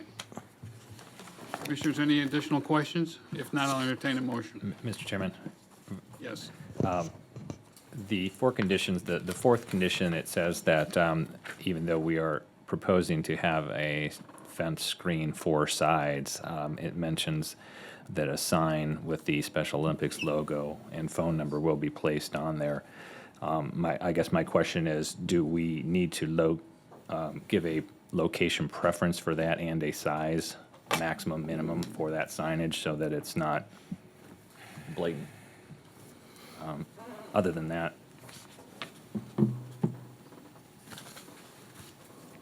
There's a picture of a bin there that's the typical, the Special Olympics sends us, So are we looking for signage on the bin? You're on the fence. On the fence. Yeah, it says on the fence, and I would assume that in order for that to be a recognizable point of access, that would be facing south, which would be toward the parking lot, rather than being seen from the road. Isn't that regulated by city code? Mr. Zeman, any comments? Yes, any signage visible from adjacent properties or the right-of-way are regulated under the sign code. I honestly don't know what visibility it would have if it were south-facing towards the parking lot of the plaza. If it wouldn't be visible to any adjacent property owner from that location, the sign code would probably allow it. Obviously, if it's northbound facing and visible from the right-of-way. So that's something we can work out with the administration. Correct, it's a sign Right. code issue. Okay. Next. Thank you. Any additional comments, questions? I'll entertain a motion. Given that there's no further comments by the administration, and that for the record, the applicant has stated he acknowledges the 4 conditions, motion to approve subject to those 4 conditions. Second. Jess, when you're ready. Mr. Cicero. Yes. Mr. Cook. Yes. Mr. Perkovic. Yes. Mr. Sidoti. Yes. Mr. Tiedemann. Yes. Mr. Varga. Yes. Mr. Snow. Yes. Thank you. Thank you. So, the actual permits, sorry, I'm not sure how that is handled. Are Larry, they emailed you from wanna- someone? You want to address that with the gentleman? Yeah, basically, give us a call tomorrow. Okay. You'll need, probably have to have a permit for the fence, and the signage will post it to us, we'll look at it. Okay. Yep. All right, sounds good. Tell them they can throw you a curveball anytime. Yeah. I'll tell them, no, I don't want to tell them that. All right, thank you. Miscellaneous review of a request for a driveway at 5364 Highland. Is that gentleman here? Go right ahead. So, my name is Bob Stewart. I'm the owner of 5360 Highland is where my home is. 5364 Highland is the adjacent lot. It was an empty lot, and I purchased it just to have the thank you.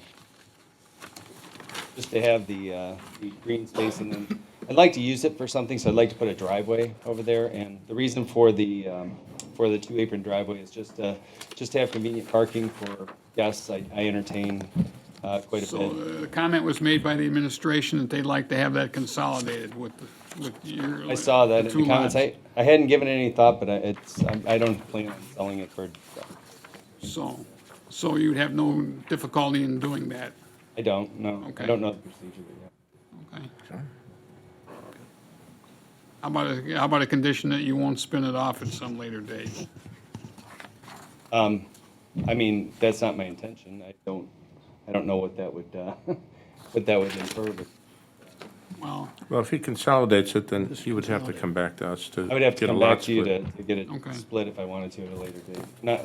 It's not my intention. I mean, it's actually, if you look at my house, it's not a corner lot, but it's the next lot over between community property. So I mean, there is no other lots in between me and the next road. so you'd have no problem consolidating the two? I wouldn't have a problem consolidating. Okay. It would have to be done first, before any improvements. Correct, Kathy?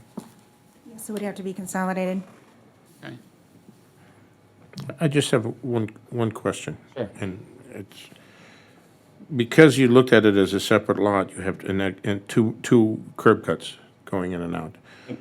Once the lot is consolidated, it's all one piece of property. Would you consider just extending the drive to your existing curb cut? I don't think I could do that, no. All right, I was just thinking about eliminating a curb cut, maybe eliminating a little, some asphalt, some concrete, but it's fine. It was just a question, actually, more than anything else. I didn't want a single driveway like you would have going to a garage, just a little, it looks better. Okay, well, I mean, Yeah. I was just wondering if you would consider that, but it's not an issue. Mr. Sidoti, do you have a comment? Yes, Mr. Chairman. The staff report states that the proposed driveway will also cover the majority of a 12-foot utility easement and a 3-foot city easement. You know, we know that if something has to be done to those easements, we're going to tear up that driveway. So I'd like to add a condition that if we need to access or repair and do any work, perform any work on those two easements, the restoration of that area shall be your responsibility at your sole cost and expense. You okay with that? What are the easements? It's a 12-foot utility easement, which I haven't investigated, but it says there's also a 3-foot city easement. Kathy, do you have information on the two easements? Is it just the water line for the hydrant? There is a hydrant on that side. Water, gas, underground, electric. Because you know, if we have to access those for repair, we're gonna tear up that driveway. Sure. But you're gonna have to restore it. We're gonna want you to restore it at your cost and expense, because this is your proposal to put it in this driveway. I understand that, yeah. You Yeah, I okay- would do that. Yeah. You okay with that? Yep, I'm okay with that, yeah. You want to make that a condition, Mr. Sidoti? Yes, I'll give you the condition in a second. Okay.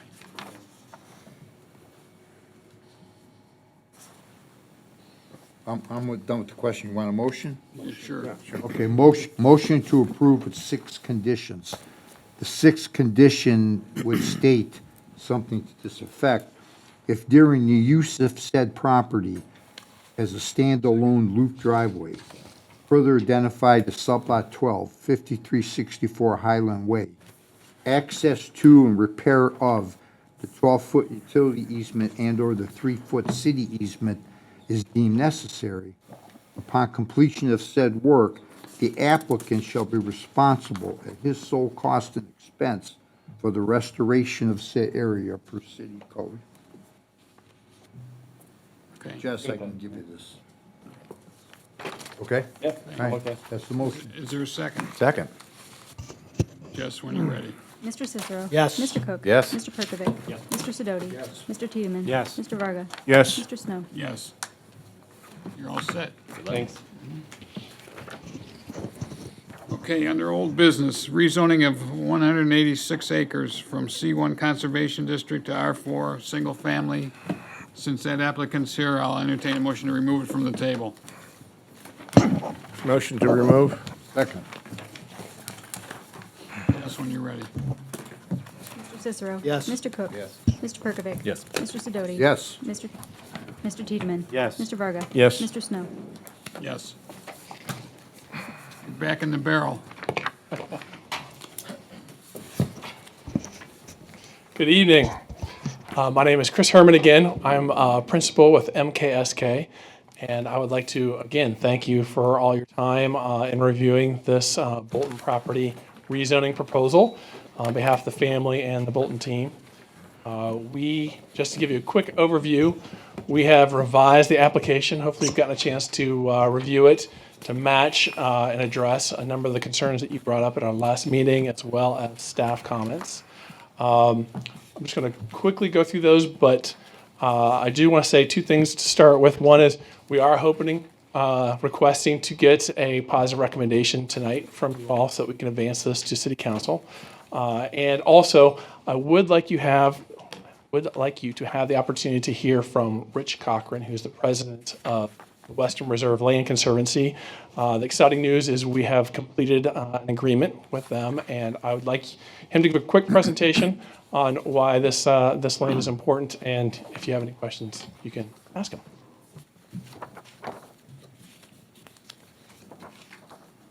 Hello. Do we have a way to advance those? Yeah. Back one. There you go. That's good there, I think. Actually, go back one more. Okay. I just want to give you a quick overview on Western Reserve Land Conservancy. We've preserved about 60,000 acres in Northeast Ohio over the last 25 years. We've completed 750 conservation transactions. In the process of doing so, I've created 170 public parks and preserves. And what I can tell you is that I've only seen one forest like this in all of that time. I've been the president of this organization for 23 years. And to my knowledge, there's only one forest like this in Northeast Ohio. It happens to be in Wayne County. It's called Johnson Woods. And I don't think there's another one like it. So we're extremely excited to be working to preserve this property. I can tell you that if this becomes a preserve, tree lovers from all over the state and perhaps from beyond the state will come to visit just to see these trees. That's how unique and rare and special they are. So as you know, this conservation area is about 70 acres. It'll actually probably be buffered by quite a bit more conservation area, but that is not part of our contract at the moment. And we think this makes it for a great park, not only because of the old growth, very rare old growth forest, but there's an extant trail system woven throughout the forest right now. So that we would have to do zero damage to the property to make it publicly accessible from day one. It's literally a turnkey preserve. Can you go one more slide? Oh, maybe not. I thought there was a photograph somewhere. Oh, there it is. Have all of you gotten to see the forest? Yes. Yeah, okay, great. Before I stop, are there any questions? Do you have Kirtland Hills in the mix? The Kirtland Hills land will be part of the preserve as well. Okay. Yes. I think that was brought up at the last meeting about having that tied up as part of the conservancy. Yes, that's right. Okay. Thank you. That was easy. That was easy. Come back anytime. Waiting was not easy. This part was easy. Thank you. So again, as an overview, thanks, Larry. We're asking to rezone 186.5 acres to plan mixed-use development. You've seen this plan, so you've heard from Rich. Again, you've had the updated packet. Really happy to talk about and answer any questions you may have. Larry, just again, we have now 5 sub-areas. Sub-area A, sub-area B, sub-area C. Sub-area D is the conservation area, and then sub-area E is the Bolton Estate, per your request. And then the next slide, we mentioned, if you want to come back to this, we have the building envelopes for sub-area B and sub-area C, and we have updated the lot layout in sub-area A. And on the next slide, we have the preliminary plan, illustrative plan of the preliminary plan to show what we are submitting here tonight, and would like your approval on this and the associated materials. The more we've gotten into this, the more excited we are about this. We're very excited about the conservation area. We think this is going to be a fantastic development, both for the people that live and work here, as well as for all of the residents of Mentor. We're excited to move forward with this. We hope you are too, and I'd love to answer any questions that you may have. Okay. Do you have any? Well, the city has provided a report, and they've included a series of conditions. I'd like to add 4 conditions, or actually add 3 conditions and modify 1.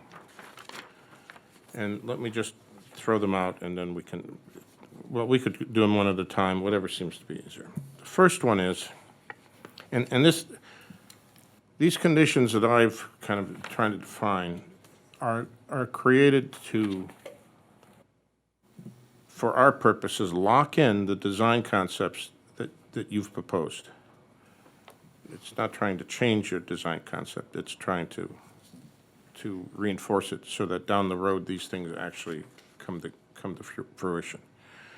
The first one is, and this is based on the idea of walkable neighborhoods. You know, it's a very strong concept. It's illustrated in much of the imagery and explained as part of the concept, the central concept of the residential area. So I have a condition here that I would expect a comment from you and maybe also from the city. There shall be no driveway access from or garage doors fronting on neighborhood streets in all residential districts in sub-area A. And that is to, as a condition, lock in the neighborhood street concept, the walkable pedestrian neighborhood street. I don't care how you resolve those issues, you know, but that's what I'm trying to lock in. So that's 1. Okay, yeah. Any comments back? I guess the only one is that if we, in the market, went the other way where we had driveways on the front, what would happen is the lot units, the number of lots in sub-area A would come down. So one of the ways we're getting the number of units in sub-area A is precisely because we're using an alley system that allows us to not have to worry about accommodating the width of a driveway through the lot, and the lots get narrower, and that makes more walkable. And those lots are bigger. The ones with the driveways and the garages are bigger lots. Right, right. So the houses are farther from the street, and The lots would be bigger. Yes, that's right. so I understand that's your D-type housing plot, or Right. the lot development. So all I'm still suggesting is you resolve that without putting the driveway in the street and the garage in the front. But you still build the D house, but it's not going to create a non-pedestrian oriented neighborhood.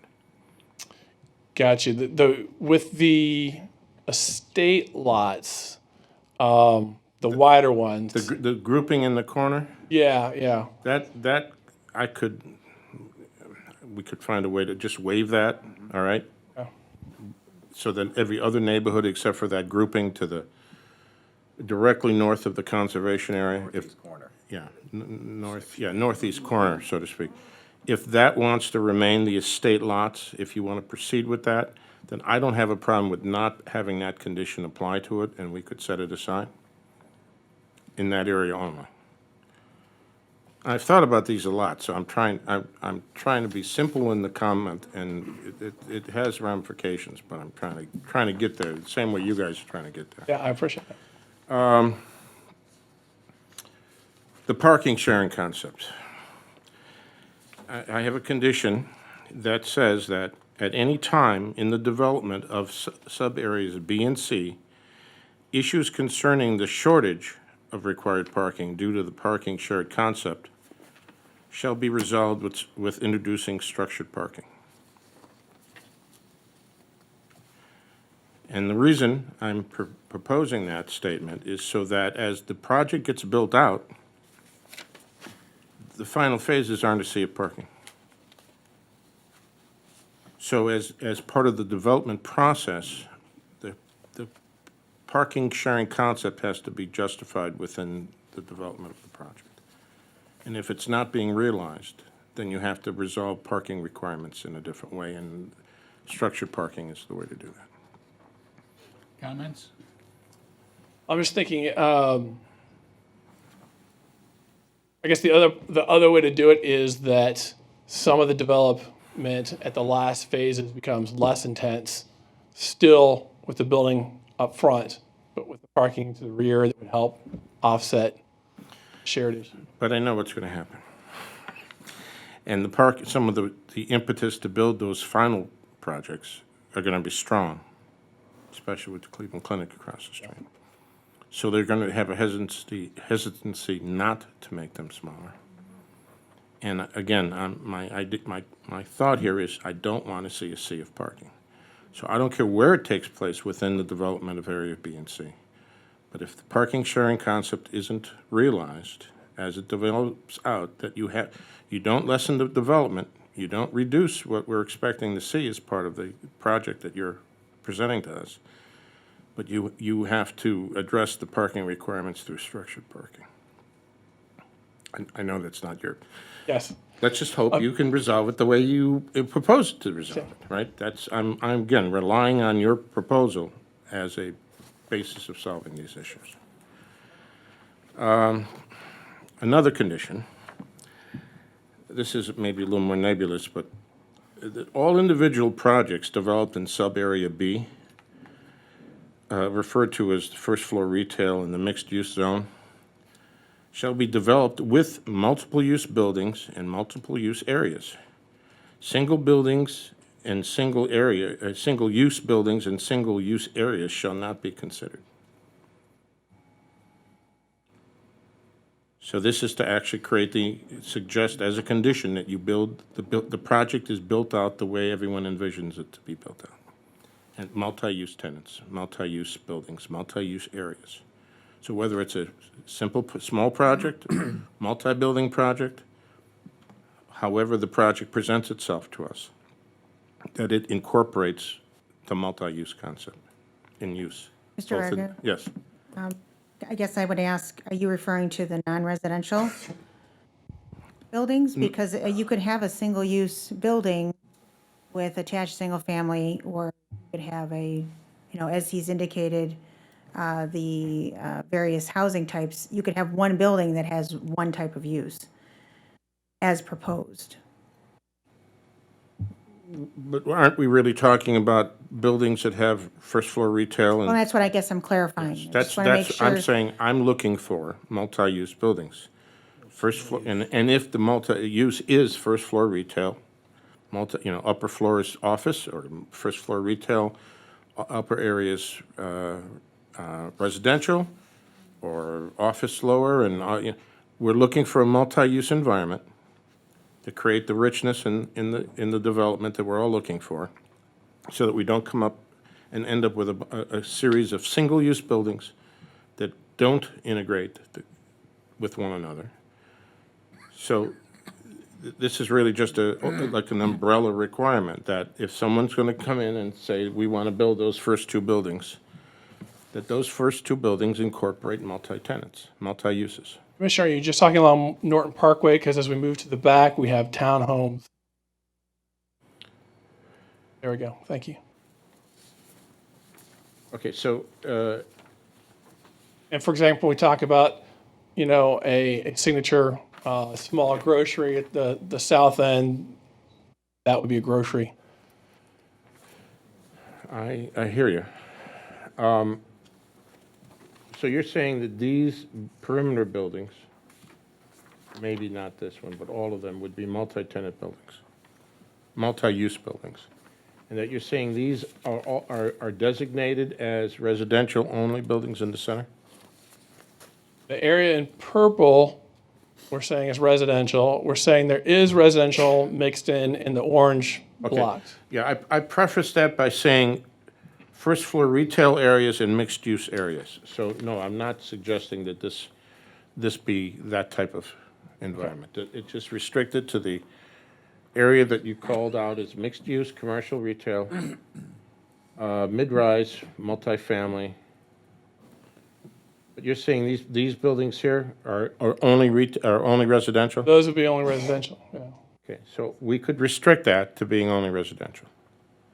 One of my reactions, I don't have a problem with that. I appreciate what you're saying. One of my reactions to what you're saying is, this is why we want to come back to the final development plan. If there was somebody to say, this is our intent, this is your intent, let's make sure we meet at the final development plan. And if we have any pieces where like, in this one area, this makes sense for this reason, and we could try to convince As you a that. condition, it would be the first direction we would expect the project to be proposed. If there was, if you didn't want to meet that, or whoever the developer is didn't want to meet that, they'd have to come in and ask for an exception to that if it made sense, and that we would all be able to see it and agree, and that, I'm not trying to stop something from happening. I just want the use of it to take place the way you've proposed it and we've understood it. Okay. And so some restrictions like this would then put a developer or a single building developer or someone in the position of having to deal with the fact that the project can't be seen as an isolated building. It has to be seen as a multi-use building in a fabric of other multi-use buildings. So if in fact I can modify this condition not to include townhouses. Yeah. Okay? And but that some of these buildings will be residential on the upper floors. Yes. And some may be office, and some may be retail, and some will be commercial, right? I just want to see that actually happen. I don't want to see an apartment building next to an office building, next to a restaurant at all, are separate from one another. I want the richness and the concept of this design to come through. So but that's the gist of the condition. We're trying to get to. Okay. Right. Mr. Varga? Yes. In terms of that particular condition, we have under the staff's recommended conditions under item number 3. Let's see, let me look. We have the buildings proposed along the Norton Parkway corridor within sub-area B shall be ground floor retail with the allowance for small office. Residential shall only be permitted above retail office space within this entry corridor in sub-area B. And you could just add the statement, and single-use modify it. We could modify and that. single-use buildings shall not be considered. Fine. That's a way of handling, That except it's for, clear. except for townhouse development. You know, that's fine, because I was working off of an older copy of the conditions, so I may not. That's fine. We can modify number 3 to include no single-purpose buildings can be developed. Okay? That's my third one. I'm sorry, please be patient with me here, but I've spent a lot of time going through this. So. The last one has to do with the Bolton Residence. And basically, we have a comment, we have a condition that's listed as number 5, right? Is it still number 5? Yeah. Yes. Okay. And that is all fine. I would like to add to that condition that the existing Bolton residence and immediate environs shall be preserved and integrated into an approvable development of sub-area E. In any case, it shall not be demolished, left to deteriorate, or physically compromised. So it's in addition to those other issues. And I have these, we can pass these, we can look at this later. Right? Comments? Any comments with that? These are substantial enough, I need to confer with sure. the team. Yeah, Are there any other ones? So I'm conferring one time. Well, those are mine. Okay. I have one. And I brought it up last time, just no mid-rise multifamilies in sub-area A. I didn't see that as a condition. And I think we didn't include that in the permitted. I know, but I understand. Right, Yeah, we had this discussion, right. Yeah. It's still it's in table 5.1. It's still in there as number 5. It's checked off as permittable. And I do have one question. Now that the houses are going to be closer than 15, do they have to be non-combustible materials?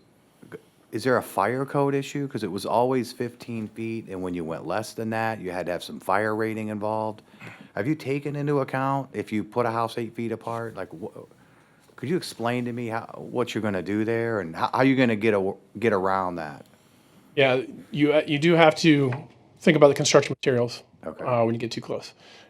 But, however, and I think I was mentioning this before, there may only be certain places, like, think about, what's it, the Tetris games. But, I mean, where things approach the lot line, the houses may be in different places, so that you're not within 8 feet. But we just wanted to be able to say, within that setback, we can get closer, and we'll have to address the materials in the house. Do you need time to huddle with your staff? Yeah, unless there's anything else you all want. Mr. Chairman, Go ahead. I have a comment. It's relating to condition number 8, which is the proposed architectural design of residential and commercial buildings shall meet or exceed the design criteria set forth. You do a great job of presenting as well as articulating what you're shooting for, such as on page 2, you're talking about high-quality design and data-informed master planning, and then under your architectural design criteria and your architectural vision, you're talking about a very strong sense of place, and I think this goes back to Mr. Varga's comments as well, that in order to really see this come to fruition, I think that number 8 condition actually, I would strongly suggest looking into an architectural review board of some sort, especially for the residential component, just so that you had also mentioned pattern books to come forth. I think if you do a pattern book, it really needs to dig down deep on trim work and stuff like that you're going to see, but I do strongly suggest, don't know that needs to be a condition, but architectural review board would help that final. Thank you. Okay. Any comments from the administration? Well, hopefully everyone's had the opportunity to review the conditions. We've also attached, as a staff exhibit, the actual list of permitted uses in section 115805, which is under the Plan Development Overlay District Regulations. We would recommend that those be made part of the conditions, and those be obviously, as we know that over time, the text can change, but as this is approved, if this is approved, We want to be able to at least have readily available the uses that were in place Definitions. at the time. Okay. We've also made some recommendations specific to, if you look at items 1 and 2, we would recommend that if there's a recommendation to move forward with an approval, that you are specifically calling out specific plan pieces or maps, if you will, figures that would be, again, tied to the approved preliminary development plan moving forward. So it's not just the illustrative plan, it's the illustrative plan with the sub-area map, with sub-area A detail map, sub-area B detail map, et cetera. We actually have the maps, they're referenced already in the conditions that you received, but we actually wanted to make sure that everyone had those in front of you in terms of the specific figures that, again, we recommend move forward with any recommendation for approval. And they're ordered in such that, again, they follow the conditions. The last figure is actually the open space plan, which we also feel is important, but it was actually made part of condition number 2. So just wanted to make sure we pointed that out. We were very careful also in making sure that in all of the conditions we referenced the most latest edition of updates that we received, which was the November 25th, 2019 updates. So I would recommend that that be made part of the motion if moving forward. So those are the main points. I guess wanting to point out, and if you had any questions on the conditions, they were refined since the last meeting of November 14th. Do you need to huddle? Yes, that'd be great. Okay. We'll let you huddle. Thank you. We'll be here.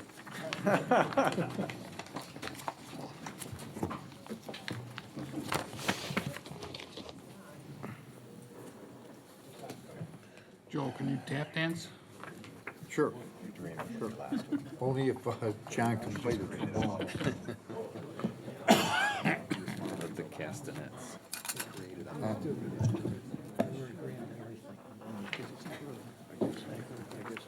Jess, I can send you the email.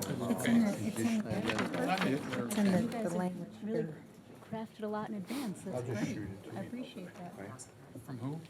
I don't know how you're gonna get the spelling on some of these people's houses. You got it? Yeah, they Okay. wrote them down for me. Good.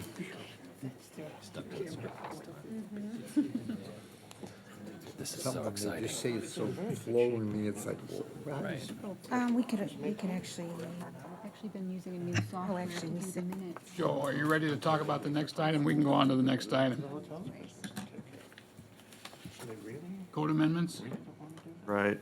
I think the administration has a specific proposal for the commission. We'll discuss those, Kath, while we're waiting for them to huddle up out there. In the instance of brevity.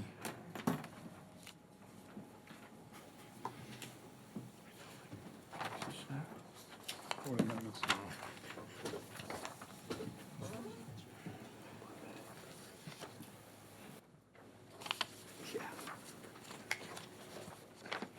Thanks, Larry. Thank you, sir.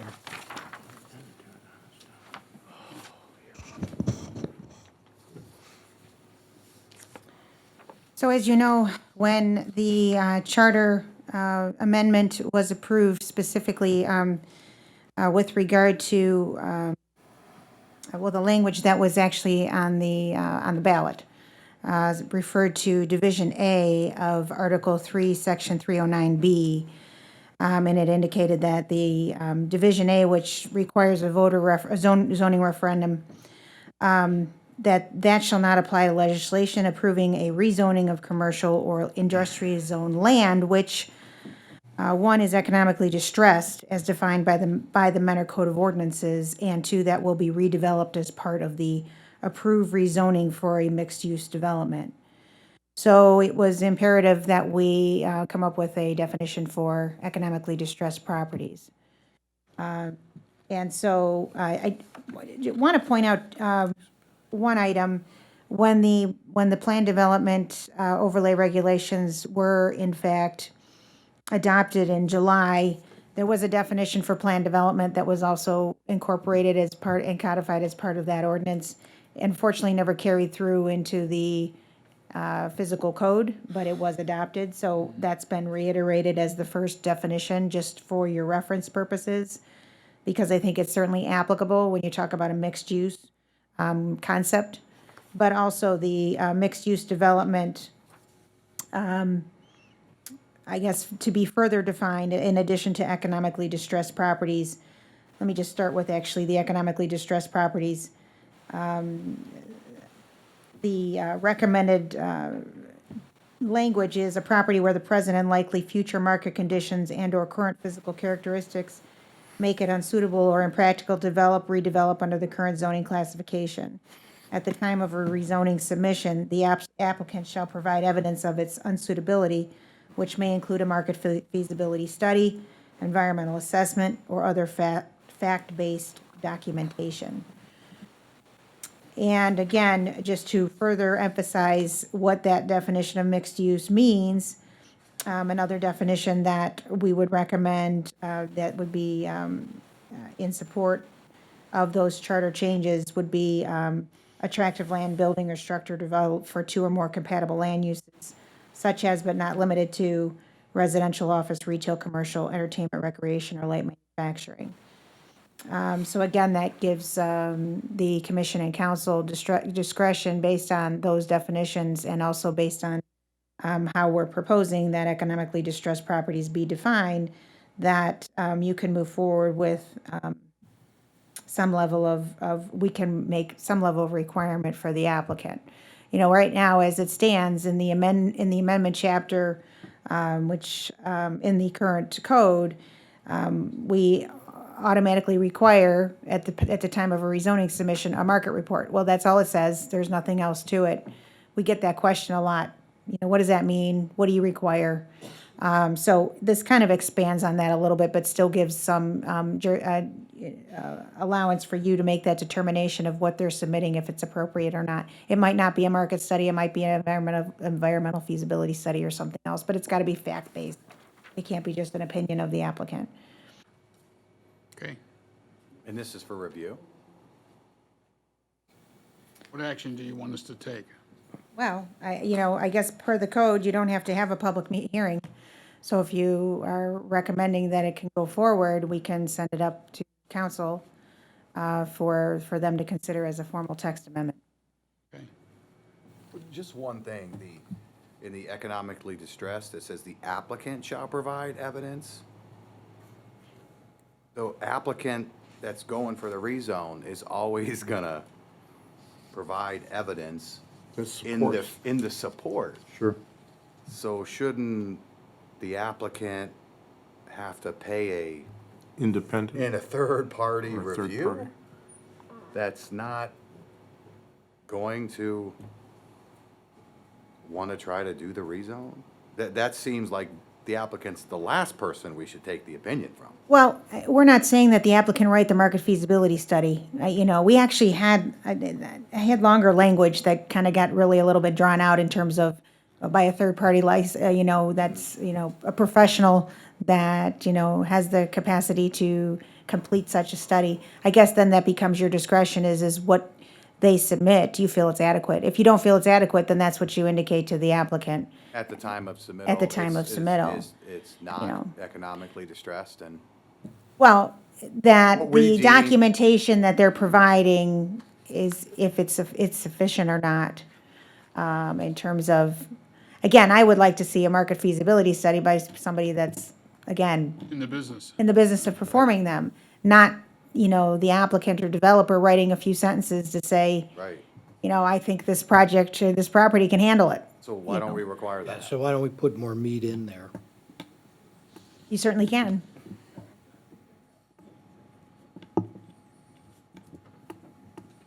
Even if you just said from a third party, reputable third party. Independent, reputable third party reviewer.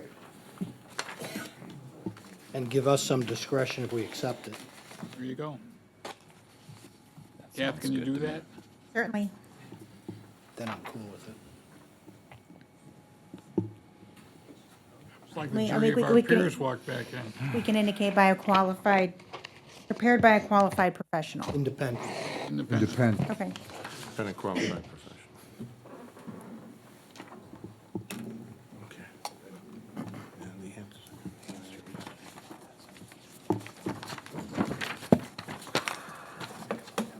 the Please the commission, my name is Thomas Coyne. I am an attorney at Thompson Hine, and I'm representing the applicant. I'd like to address the conditions that have been proposed. Okay. First of all, I just want to clarify, there was a comment made that in the event that the applicant were to accept any of the conditions, that in the event that there were a variation requested in the future, that they could come to the planning commission and seek an exception. Is that correct? Would the city like to respond to that?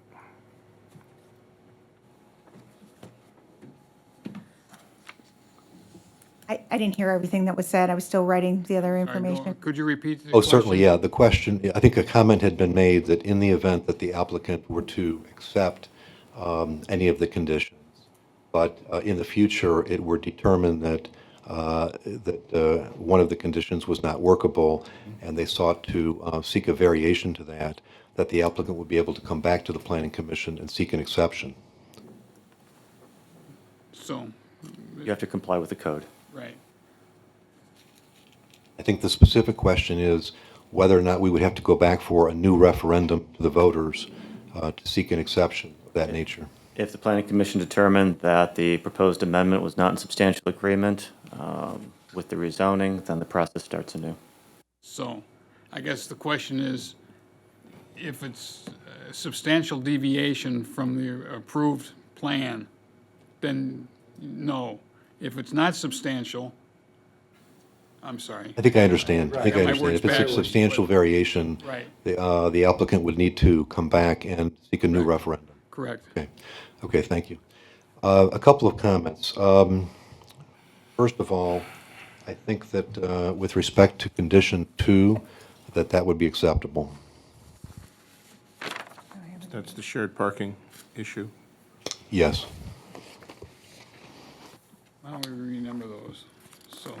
That is number 2. Structured parking, right? So, His number two. Oh, his number. yeah, mine. Yeah, sorry, I- sorry. I- Oh, I was gonna I'm say. sorry, I presented 4. New That's the condition second number one. 2. Yeah, mine, yeah.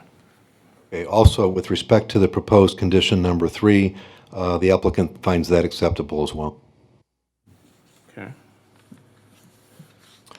Okay, with respect to condition number 4, relating to the Bolton Residence, we'd like to address that. Go right ahead. Couple of comments. First of all, it's the intention of the applicant to maintain the residence. They have every intention to do all they can to make that happen. We are amenable to add 2 conditions. We think that the condition that is proposed is too strict.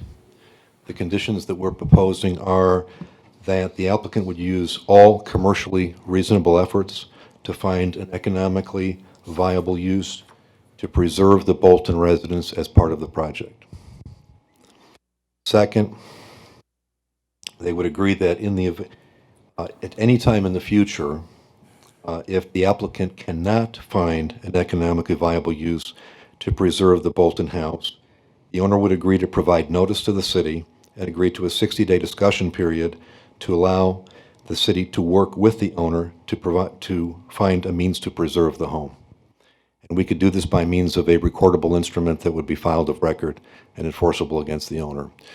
Again, the applicant has every intention of making the home a primary feature of the development, but we don't think it's reasonable to provide an absolute requirement that they must maintain the residence in perpetuity if they can't find a financially viable means of maintaining it.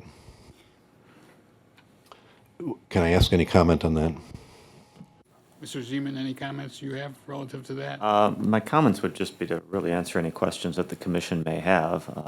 So- Again, I'm not. Let me ask a question.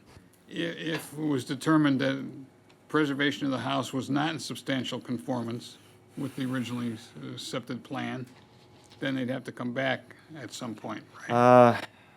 That raises the question as to what exactly the preliminary plan is, the approval.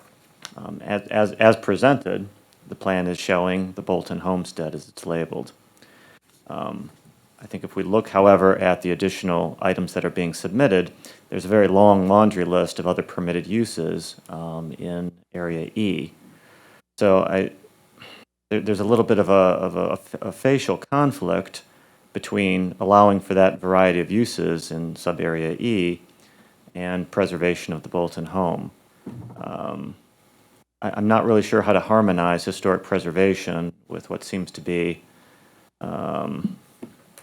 a built-in mechanism where if there's not any takers in some indeterminate amount of time to sort of, reuse the residence for some viable purpose, that it doesn't get demoed.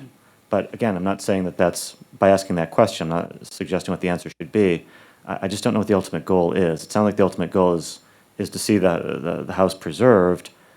The question is how, and understanding that that may not be feasible, I guess the question is, where do you reach that decision point where yes or no, it's clearly not feasible and it would have to come down?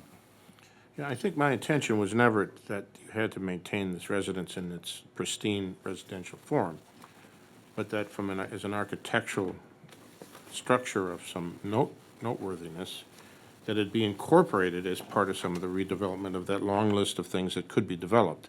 It's certainly the intention. And all I'm trying to do is lock that intention in. As I did with some of these other subjects, I'm trying to, because I know 10 years from now, I won't be here, most of us may not be here, but the idea would be that our intentions would be fulfilled, your intentions and our intentions. So I'm just trying to find maybe this needs to be worded differently. But I don't, with all the possible choices of redevelopment, of the initiation of hotels and bed and breakfasts, and I don't care if there's a 20-story glass building next to it, but this might be the lobby to it. I'm not trying to resolve it as an issue, as a solution, but I'm trying to keep it from becoming an empty lot. And that, because of the nature of this project, is it's literally at the centroid of the project and gives it all meaning relative to its history and everything. So maybe you can respond to this. Well, I think the applicant totally agrees. They just don't want to be locked into an absolute covenant to maintain the home forever. So the applicant would need to determine at some point in the future, this is going to go on for hundreds of years. So what if at some point in 25 years it's determined by the then current owner that they cannot find a financially feasible use for maybe it's got mold, maybe there's other issues, there's changes in development programs, that if they can establish that there's no financially feasible use, then they would first come back to the city and demonstrate that, and that if it would provide an opportunity to the city to provide some way of preserving it. Well, we were just, while you were out, we're speaking about and proposing to add to our zoning requirements, economically distressed property.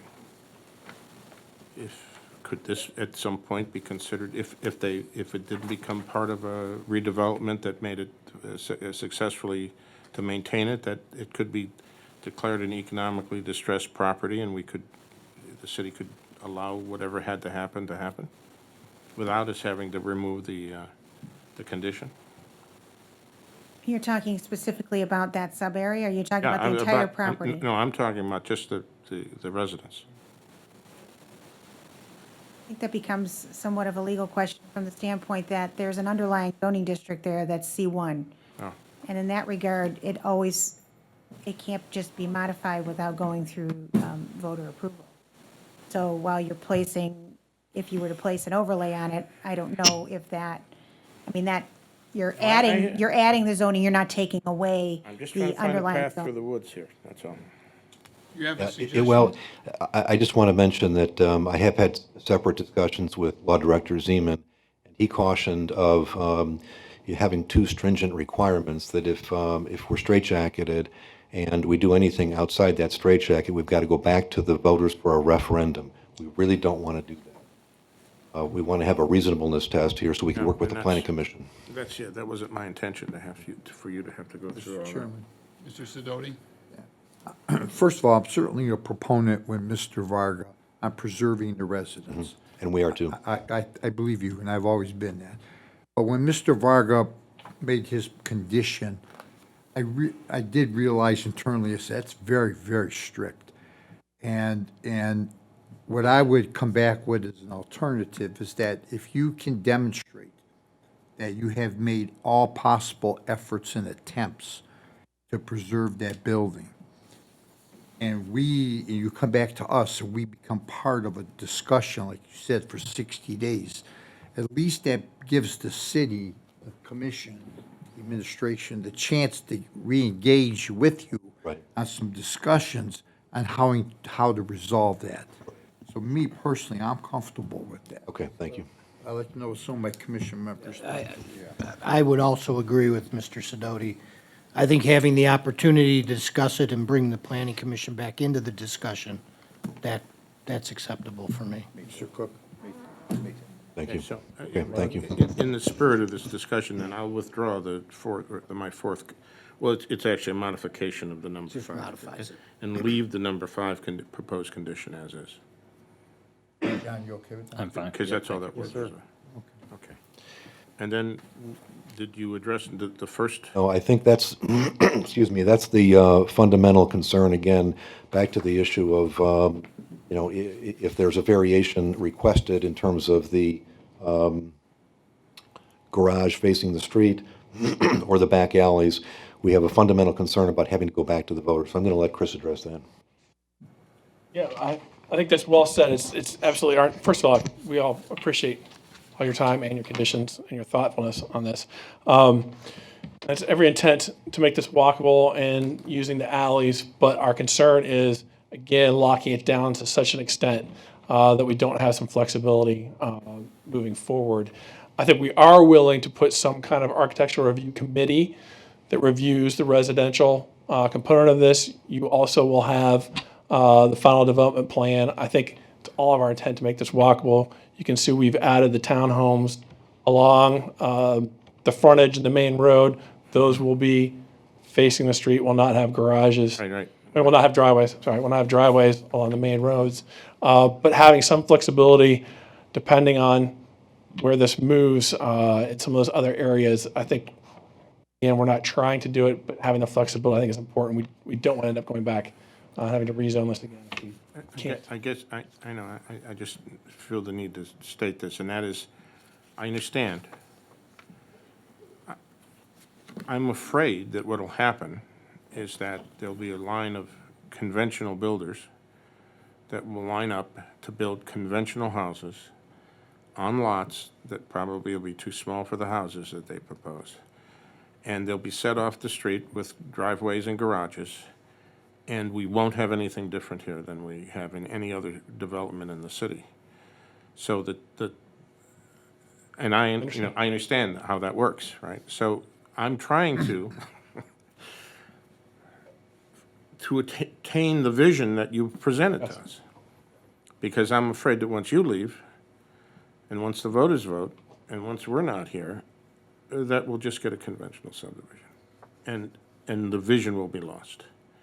And so I'm open for any comments from either the commission, the city, the attorney, as to how can we weight our expectations about what will be built without having to put you in the box relative to the having to get another election, another voting conflict, or contact. What can we do?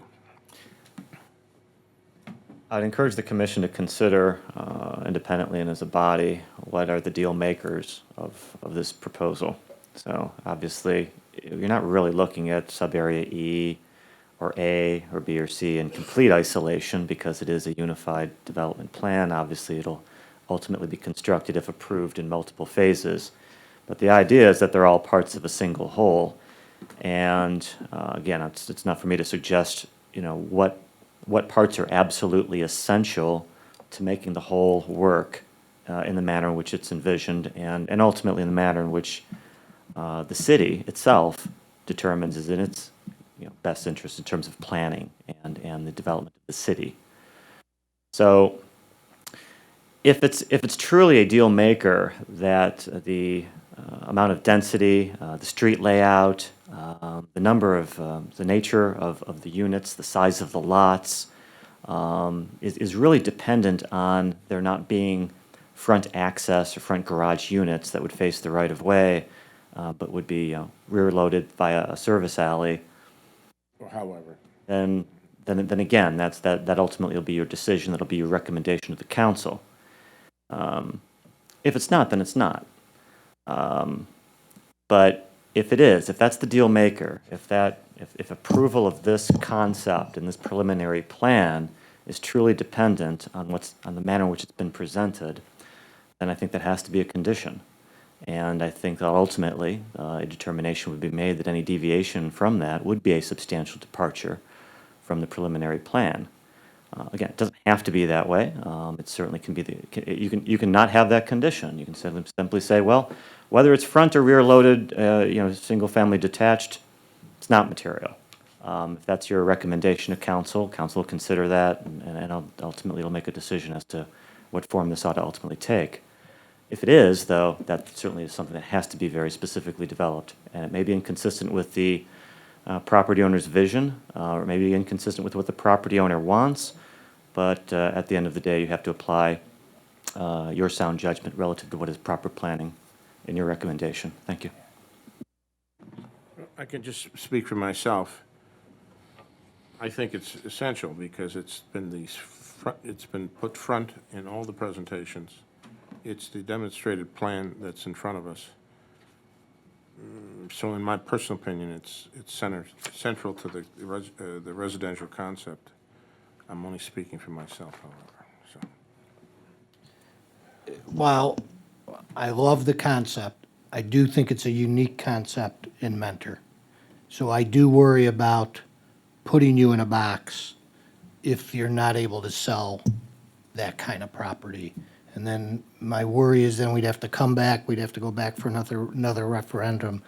So I'm not where you're at, Jeff, to say it's essential. To me, it's essential that they're single-family homes and that it's a walkable neighborhood. If that means we end up with driveways in the front, I guess you got to sell the properties. I don't want to put that box around it. A driveway would be a 90-foot wide lot, though. Yeah, You couldn't yeah. do a driveway on a 30 or 50. Yeah, I mean, that's the critical. It would be a minimum 90. So a critical point of this, it's important to understand, like there's trade-offs. If for some reason some of this went to driveways, those lots are going to get bigger, and our total number of units is going to drop. There's a relationship between number of units and the width. So if we end up going towards more driveway units or any, then those lots will be bigger. What I would hate to see is a 90-foot lot, a 90-foot, a 30, a 50, a 90, 90, a 30, 50. Yeah. And if you're going to do 90s, you almost have to pick a whole block, like you're doing on B here. I agree. And that's what we would do if for some reason we ran into this kind of issue. Again, this is what we want to do. But if we ran into some kind of issue where we need to change front-loaded garage, it wouldn't be a smattering. It would be in this area, we would do it this way, so it fit with the development. Because, this development is big news. Yeah. And I get a lot of people that approach me, and they are excited about this alleyway. So I would love to see it get built the way that you want it to, but I also don't want to hold you back. But I'd be willing to be patient too. I mean, a 10-year build out, I just don't think we should just hurry up with the residential just because somebody wants to come in, put 90-foot lots in, because that's what they know they could sell. Some patience there because I think this is going to create some excitement. So I don't know how to. I know. If I may, I know. Could we do a maximum percentage of 90-foot lots? I mean, not to exceed, where, there has to be so much percentage single-family homes that are the walkability. I don't know what the answer is. if I may, Mr. Chairman, I just want to confirm and acknowledge that the applicant completely understands that this is a preliminary plan process only, that the applicant will need to return to the Planning Commission with a final plan, and it will be subject to your approval. So they have every intention of completing the plan in this manner, but if it's not financially feasible, then they're going to be submitting an alternate plan. But again, I think that it doesn't make sense to require the applicant to come back and start this process all over again, go back to the voters for another referendum. It's a very long and arduous process. I would also mention that the applicant... No, it's not anyone's intent for that to happen. Okay. Yeah, I would also mention that the applicant has, over the past 3 years, worked with 3 different developers. So they've already taken that approach to come in with specific plans. But in terms of trying to accomplish the quality and the level of project that the Bolton family is trying to establish, they can't attract investors, users, and developers without a rezoning. There's too many other opportunities and projects out there. It's a major, major investment. We need to get the rezoning done. Then we will come back and we will vet all of your concerns. Kathy, did you have a comment? So Thank you. I guess one of the things, we've seen in a very short time frame, a lot of different versions of this. So, Yes, we have. so I guess and we talked about this very issue when we were doing our staff review.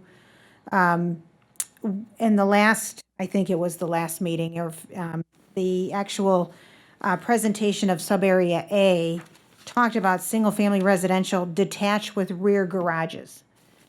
And when we were talking about it as the staff, we said, I guess the very concerns I think that have been raised is we don't want to limit them to that if for some reason the market dictates otherwise. So it was, our recommendation that language be removed. It was actually, on here with rear garages, and we recommended that it be removed. When you look at the actual binder document, when you go into the detailed pages, as Larry has there, that talks about alley as an option. So again, we suggested that to the applicant, again, to provide that flexibility should the market dictate otherwise. So if you want it back in there, I guess to, what Mr. Zima was indicating, then it would need to be indicated on the plan, but we actually had recommended it had come out. So just so you understand the chain of changes here. Mr. Sidoti, did you have a comment? Yeah, Ms. Mitchell just made it easier too for me. I want to reiterate the same comment I made before when we were talking about the Bolton residents. As long as the city is involved in discussions and has the right to review and provide its comments, and we can reach a common ground, it makes no sense to box you in. I don't want to go through this process again. It's a long, prolonged process. I want to continue to move it forward. And the way Kathy presented it, I like that, and I agree with Mr. Cicero, and I think we should leave it at that point. So in the spirit of moving the ball along, I will withdraw the proposal for the first condition on the grounds that some of this will play itself out. Thank you. Is there anything else? Mr. Chairman, just a Go right ahead. additional comment with that last motion condition involved. I think that driveway or no driveway, I think the spirit of the walkable community can be accomplished with the massing of the house, everything that you're putting together in this booklet with the future pattern book and so forth, and spelling out the architectural types. I think that dictates just as much, if not more, to the spirit of the walkable community. Mhm. So I'm fine with that. I agree, Ron. Thank you. And the no mid-rise multifamily in sub-area A? We agree. Okay. Make that a condition. Yes. Can I get clarification on what was the consensus of the commission on the recommended condition number 5 with regard to the Bolton family home? Are we leaving it as is, or are we changing it, adding language? I guess I just wasn't clear what was reached. Well, you're right. From the reaction, and unless I get more support or a different opinion from my fellow commissioners, I understand everyone's intentions. I'm also getting older, and I understand how things play out. So the best intentions, things don't always go according to plan. But I can withdraw the condition alteration, but still maintain the number 5 proposed condition as stated by the city. Is that okay? But Mr. Coyne, didn't Yes. you have a condition, adjusted that a little bit about the notification period? And We would be happy to add a condition that in the event at any time in future years, the applicant determined that it was not financially feasible to maintain the residence, the applicant would notify the city and provide a 60-day discussion period and an opportunity to preserve the home. So we can add that Yeah, to the. that's what we to need. that That- condition. That's what we agreed That's to. what we approved. That's what, Kathy, that's what we're approving. Thank you. Yes, we can help you word that if you need it. So let me just, one more time. We're doing away with the alleys entirely? No. Well, no. No. We're Okay. just not doing that. We're not for specifying. We're not conditions. going to specify that they can't have driveways and. Right and now, garage but doors. you're coming back, Right. right, for a final plan. Right, the understanding would be that that would not be an essential component of the project requiring or calling for a new referendum. It would not be a substantial change. So, Knowing that if you came back and we said, we still want alleyways. Understand? Right, okay. We will come back to you, not to the voters. Right, right. As so, long as we're involved. Yes. Right. Yes. Go right ahead. Okay, so the applicant just handed me some language, and there was a little bit of confusion. I want to make sure that you are in agreement. So if we were to maybe consider adding to number 5, what's that? we're not going to add anything to number 5. Yes, ma'am. Except Yes. no, I'm The sorry. condition. So- I'm not adding anything. to Okay, that. but one of the thoughts was, which was at the end of that statement that's already written, further, in the event that at any time in the future applicant cannot find an economically viable use to preserve the Bolton house, the owner would agree to provide notice thereof to the city and agree to a 60-day discussion period to allow the city to work with the owner to find a means to preserve the house. Right. You would have to add that to this current. That would be added to Yes. condition number 5. Yes. Yes. You're going to disregard what number 14, I don't know what that means. That was a prior reference to number 5. Okay, gotcha. Okay. Any other questions? Entertain a motion. Oh, Yeah. Pull this back. Go ahead.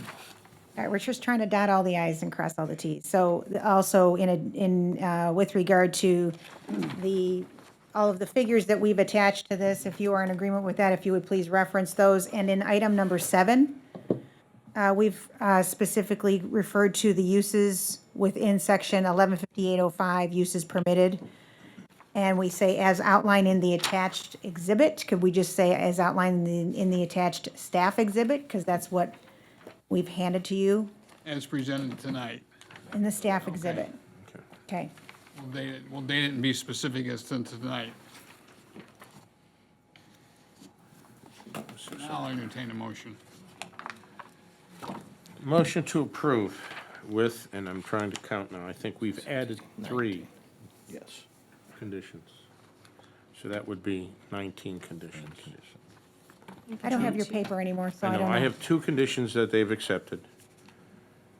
And the modification to your number 5 condition, but that doesn't increase the But that is, number. put that as a Oh, new wait. condition. No, We no, just but modify there was 5. another, wasn't there another condition? Yeah, it was Brian's. Oh, mid-rise It was multifamily Brian's shelter. on the Right, no. that's mid- right. That's your 19th. That's your 19. That's 19. But what, can you say for the record what your, not Oh, his, okay. I got his, All right. yours.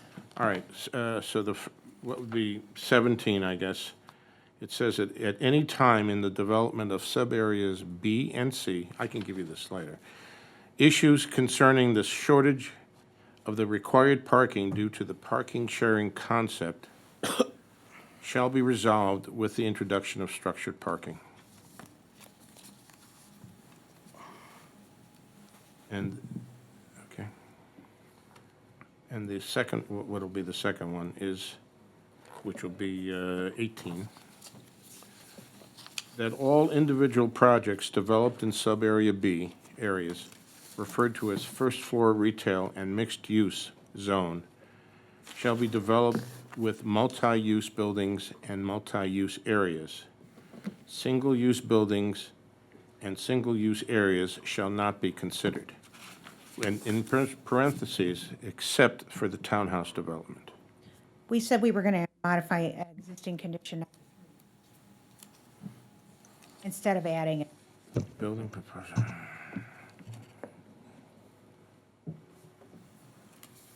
Yeah, but there's nothing that says that they're going to build a separate office building. Well, we said we would add to the end of that, single-use buildings and areas shall not be considered, excluding Okay. the townhouse That's fine, option. that's fine. Then, so now we've only 3. got 17, and then yours is 18. There you go. I think we got it. Thank you. Is that a motion? Second. And that was a motion. All right, Mr. Cicero. Yes. Mr. Cook. Yes. Mr. Perkovic. Yes. Mr. Sidoti. Yes. Mr. Tiedemann. Yes. Mr. Varga. Yes. Mr. Snow. No. And the reason I'm voting no is I'm not the one that pitched the alleys and the concept. You guys did. So I'm voting no for that reason. On behalf of the Bolton family, we really appreciate your time throughout these past several months and all of your consideration tonight. Thank you. So, Mr. Zeman, explain where it goes from us. It City goes up to Council. council, City Council. and it goes up with a positive recommendation. Correct. Okay. And they have an opportunity to either go along with what we suggested or not go along with what we suggested. Is that correct? That's correct. Okay. So, just as a point of information for everybody, Understand. Thank you very much. Thank you. nothing? Okay. Okay, now we have. Now we're gonna talk about the 10:30 rule. No, I'm kidding. Informal rezoning of 20.01 acres from B2 General Business District to planned infield development. Mr., do you want to speak? Mr. Chair. Still working on this. I guess they don't want me to talk. I can go over there. This one's working. This one works. We're gonna have our illustrious Mr. Malachek talk first. And I'll just be brief, just to make a few introductory comments. Obviously, this is, Mr. Chairman, members of the commission, this is something that, a concept that we've been working on within the Planning and Development Office, looking at different options for the last couple of years in terms of what we could do with the Shears property. Obviously, with the passage of the charter amendment that occurred in November, it has opened up some new possibilities. We have been in discussions for several months with Mr. Wartenberger and some of his partners that have been looking at what they could do with this property if there was going to be an amendment that was adopted by the city in the charter.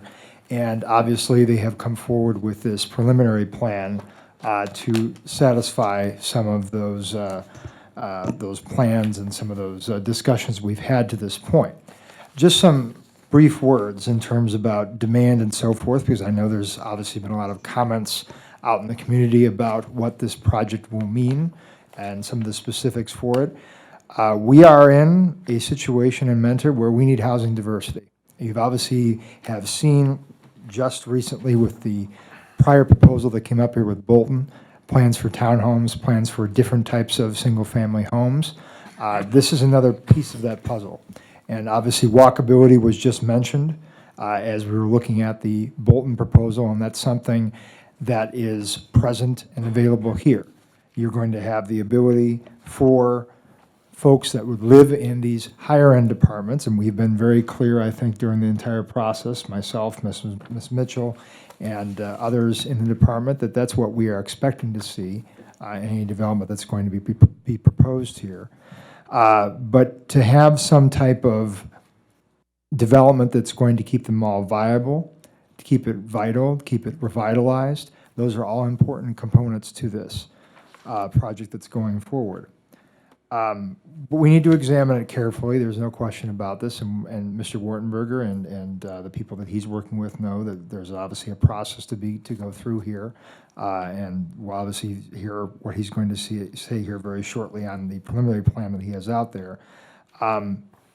But to also address a few of the concerns that have been raised, I would say, since this has been announced and proposed in the last week and a half, we're not in a situation right now that we think that some massive retailer is going to come back and fulfill this property. It's just not going to happen. It's 200,000 square feet of retail space. Retail is evolving, retail is changing. And if you look at, obviously, other areas, even in the region, Crocker Park, Pinecrest, obviously newer developments, this is an older development, one of the oldest shopping malls in the country, obviously, that is present on this site. There have been many instances of success where you have been putting in higher-end apartments that are attached or in close proximity to a existing retail development. This, I think, has tremendous opportunities to succeed. It's something, again, from a housing diversity perspective, that we definitely need in this community. We have talked about with Mr. Wartenberger and his colleagues different population segments that would be targeted with this development. I think there's opportunities for not only those who are in an empty nest capacity, but also young professionals that would look to live in this development. They have done some studies, which I'm sure he will touch on. We have offered some of the data that the city has collected with prior studies that we have done in terms of housing demand that's out there. So again, I just want to kind of set this off before he comes off there, that this is something that we think that this is a part of the future of the city of Mentor. We're an aging population. We need to look at different options that are out there, different ways that we can get young professionals and others to move in the community and offer another housing option. One thing we often hear from people is they want to stay in the community. They have no other place to go if they're not living in their single-family home. The next option is obviously looking at some type of senior type of community. We need to have other options that are out there, and I think this plan goes a long way to help meet some of those requirements that we're going to be facing as a city going forward in the next generation. Thank you, Mr. Chairman. You're on. Good evening. My name is Mark Wertenberger. I'm co-owner of the Matchworks building. My partner and I, Jacob Cohn, we are looking at redeveloping the existing location of the Sears, located at 7875 Johnny Cake Ridge Road. We're in our preliminary design stages right now. We have brought on Bialowski Cleveland, our architectural firm, for design aspects. We're looking at GCs as we speak. We've done a market feasibility study.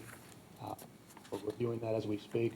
And tonight's intention was just to sit down, kind of go through the preliminary plans, take some notes from you folks, bring it back and have a further discussion. Again, this is just, we are in our preliminary design phases. Okay. Commissioners, any questions for the applicant? I'll start. Go right ahead. You just touched on the market feasibility study. Can you give any more detail on that? Like, who are you targeting? Have you guys thought about what's that rental rate range you're looking for here? You know, in what you've provided, I'd call it limited amenities, but if this was a higher end apartment, I would expect a lot more amenities. So what are you finding from that study? The difficult part for us was there's no history here in the four walls of Mentor. So we're looking outside of Mentor. We're looking at Paynesville, Cobblestone. We looked at Willoughby, Sugar River Walk as part of the study.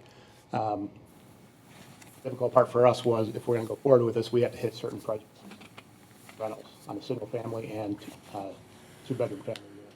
So we're looking at millennials that don't necessarily want to own a home.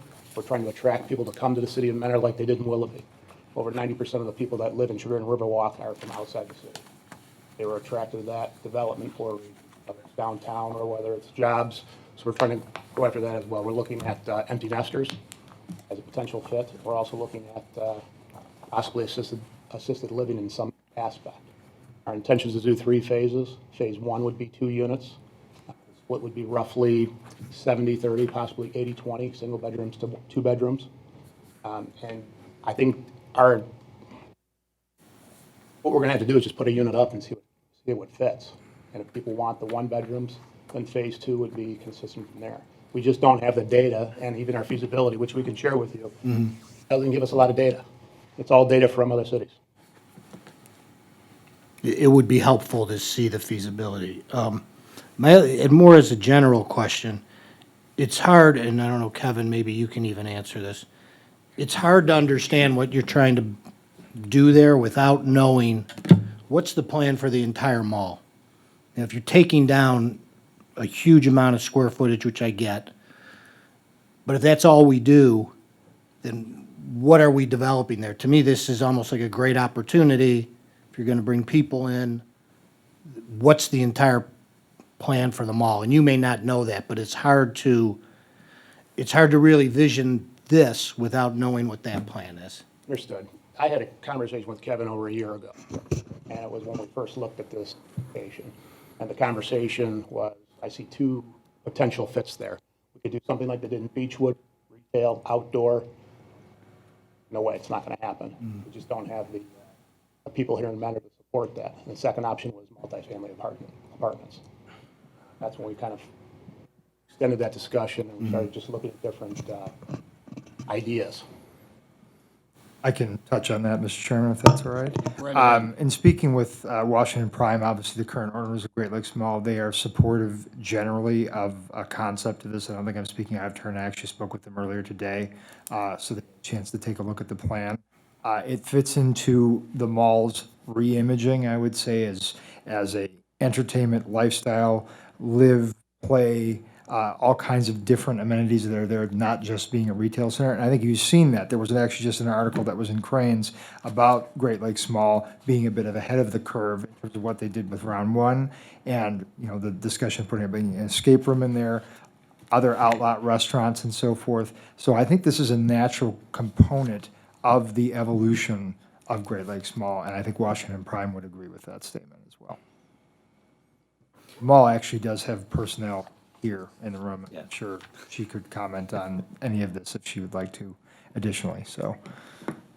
Well, I'll let other commission, I have more specific questions, but those were kind of my two general. Mr. Cook? I mean, for me, to take 20 acres of our most valuable retail space we have in the city and put planned infill development there, I mean, I feel like I'd have to be blown away. You know, I never lived in a high-end apartment, so I Googled it and see what is a high-end apartment? What do you get? Some of the things were coming up were concierge service, laundry service, valet parking, fitness centers, gourmet kitchens, USB outlets, keyless entry, 9-foot ceilings. In the range on a one-bedroom was like $1995, up to, on a three-bedroom, $3,500. So to say that this, I don't have all the data, but I know we just put in Hobby Lobby, At Home just moved in. We're refacing all this area. It's one of the busiest Outback Steakhouses. Dick's Sporting Goods is there. You go over there, to me, maybe Sears isn't working, but I would have to be blown away to put 600 apartments at the end of the mall. And I'm going to tell you this thing, right? There's almost nothing I like about this. I'm going to be truthful with you. Not only is it below our standard, our code that we just got, it falls short on many of them. The covered parking, I mean, the list goes on that, like I say, I would have to be blown away with your proposal to be on board with this. And that's really all I got. Mr. Chairman. Mr. Sidoti? Kathy, knowing that this day was coming sooner than later, the changing complexion of that property down there, of the mall, the loss of the retail that we've lost, please tell me the city has been working on a master plan for that area. I mean, I think it's necessary to have a master plan to provide some direction as opposed to taking, like Brian says, so many acres here, so many acres there, seeing if it works. Is there a master plan that's being worked on? The last comprehensive plan that was worked on was in 2000, that was adopted was in 2011.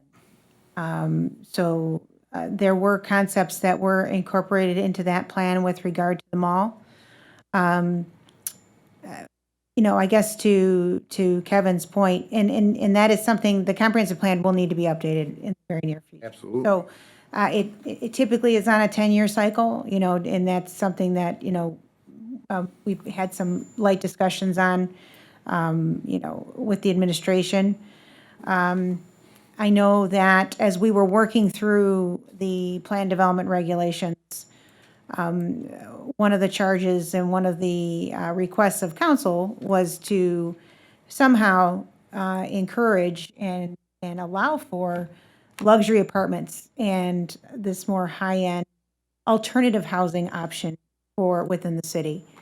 And so when we had presented that information, even as late as last year and into this year, and when it ultimately was adopted in July, we looked at some other comparisons. We did talk about the Sears property as a consideration.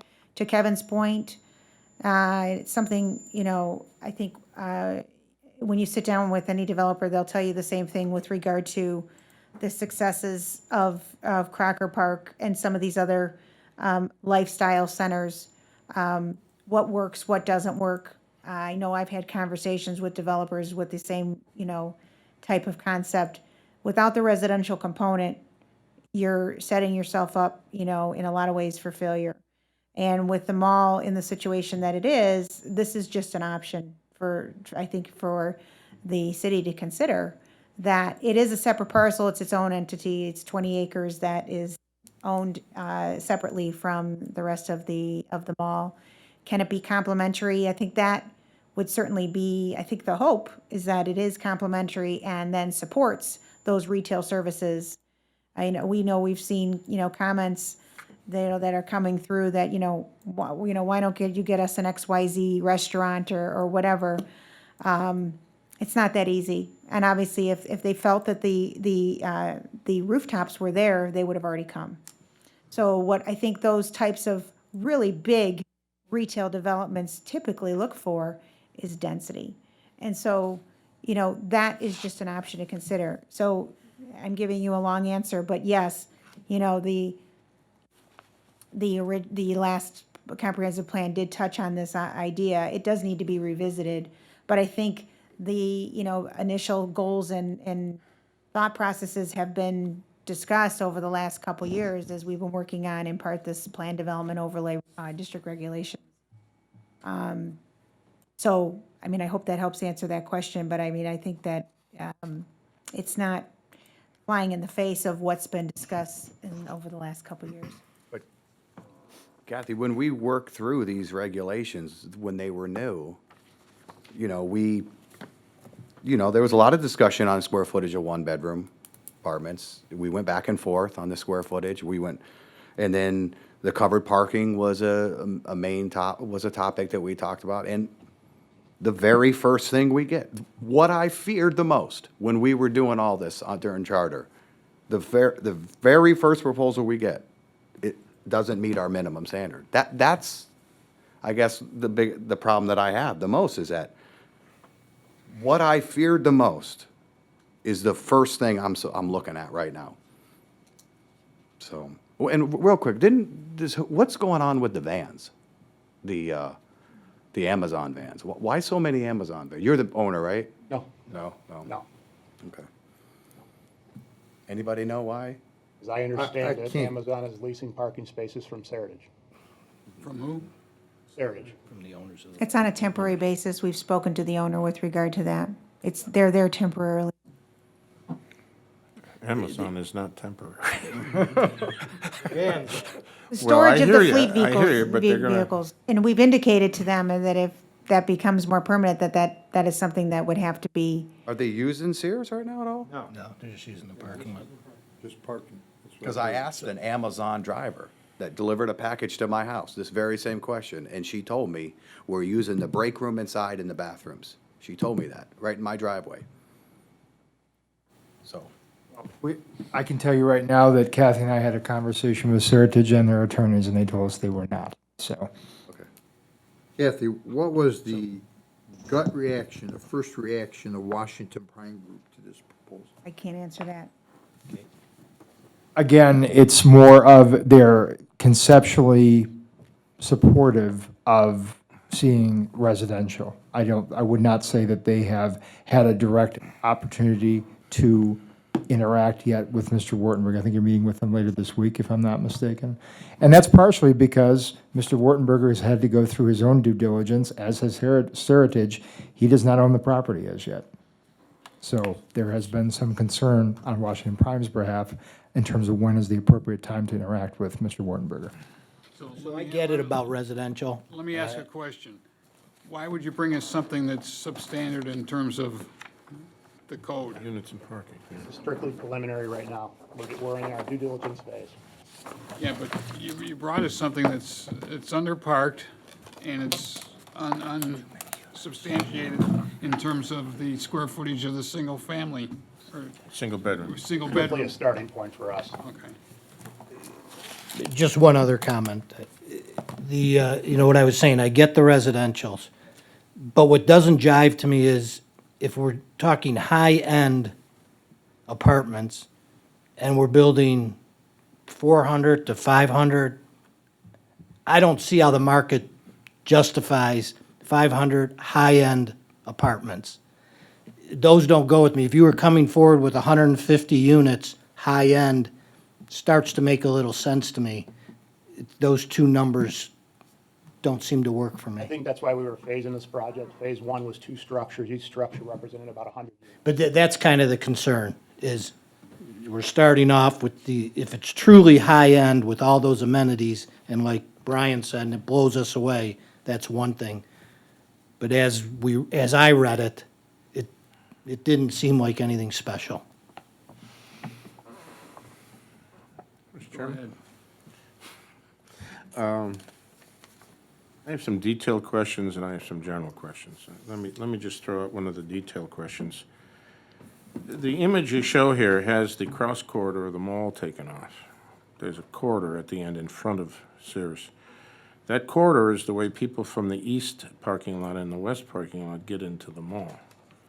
If you take that corridor away, they have to walk considerably further just to get to an entrance that's not even clear from the parking lots on either side. And do you have the right to tear that corridor down? Because there's some commercial that's actually on those corridors. To the west, there's some small shops and stuff. So it's just an observation that the plan shows something gone that I don't think you can take away. Another detail that, things jump out at me. This road coming in from Deepwood, at that location, there's about a 12-foot change in elevation, significant. Are you proposing that, and it looks like there's parking off of that. I'm looking at that road coming in.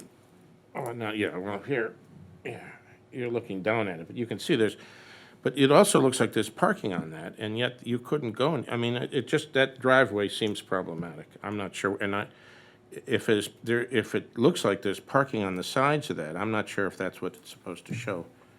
I'm looking at the conceptual study, sheet number 6. I don't know if you can actually go to that. Yeah. That I don't understand what's going on with that road. Now, I'll just gloss over this. The parking requirements, I think, for the first project, to set the tone has to be met. So you got to meet the parking requirements. I mean, this is our first project for this zoning, for this type of development. We shouldn't be cutting corners out of the box. The same goes for the size of the units. They should at least meet the minimums. All right. Because the parking is going to have to be reconsidered in some fashion, that may give you other opportunities. The thing I was concerned about, just as an overall, is that if you blocked out the mall, this project could go in any triangular lot. It doesn't have any real strong relationship to the mall. Certainly no hard connection. I'm thinking that somehow this has to be connected a little better to the mall, maybe at a second level. Maybe there's some way for people from these levels to get over to the mall without having to go outside, or just some kind of connection, so that this this value that it's being added to the mall is realized. Could you speak to the fact that you went to five buildings? My first thought was less buildings and more site development to make this more interesting. 3 buildings, same number of units. So why is it 5 buildings? Is it because of the type of construction? Are you limiting the building to the type of construction that you're allowed? Or is it just kind of laying out the pieces? I mean, I personally would think if you had 3 buildings, you'd concentrate your amenities better. You'd have a smaller footprint for the units, and you'd be able to create some kind of grade level environment that would be of a greater value. I'm not saying what it is, but I'm just saying. Right now, you got buildings and parking and a few little green dots in different places. If you went bigger buildings, same number of units, you'd be able to develop some kind of grade level amenity that would start to say higher end, you know. Now, maybe we're wrong on the assumption. Maybe this isn't higher end. Maybe this is not the market they're addressing, you know. We're thinking one thing and you're addressing it with a different market. That's to be determined down the road, but what kind of construction? I mean, you must have run some numbers, you had some. What kind of construction are you looking at for these buildings? Is this wood construction? First, let me introduce myself. I'm Paul Deutsch. I'm a principal with Biolosky Yes, Architects, and we're the correct main architect for coming up with this really, as Mark said, is a preliminary conceptual plan. But to answer your specific question, these buildings right now are contemplated as being 5-story wood-framed buildings, which is what is economical. Pedestal buildings, concrete on the first level? Only in the context if they were mixed-use buildings, but these aren't. So these Well, you've got parking underneath them. These would be, no, there's tuck-under parking. So the parking is only under the rear, here, this is perfect. No, I Thank you. understand. Half the first floor is parking. Right, so this is still, even where that parking is, it is all wood-framed construction. So, and the 5-story buildings and these floor areas are close to the maximums that are allowed to still enable wood construction. So if we start to consolidate these into larger buildings, it drives us into different construction types, which cost considerably more per square foot to deliver. Okay, thank you. That answers my question, I guess. Just from again reviewing the overall, you're not showing us everything that's happening on the site. There's the old auto repair, tire and auto repair building. It's just there. I'm interested to know that if when we're planning this, that there's a plan for that. Give me a hint. As of a week ago, Carvana was in negotiations with Seritage, the current owner of the property, about utilizing that exact structure. For an auto dealership. Of some, correct. Yeah, I mean, just my first reaction to that is, I don't see living in an apartment that looks right over an auto dealership and considering that to be a high-end apartment. I mean, I'm not saying you get any deal you can get. I'm not trying to get into that, but I'm saying that you've got a wing of that 3A building that looks right across that entire thing, and now you're telling me it's going to be a sea of parking, cars and lights illuminating cars all night long.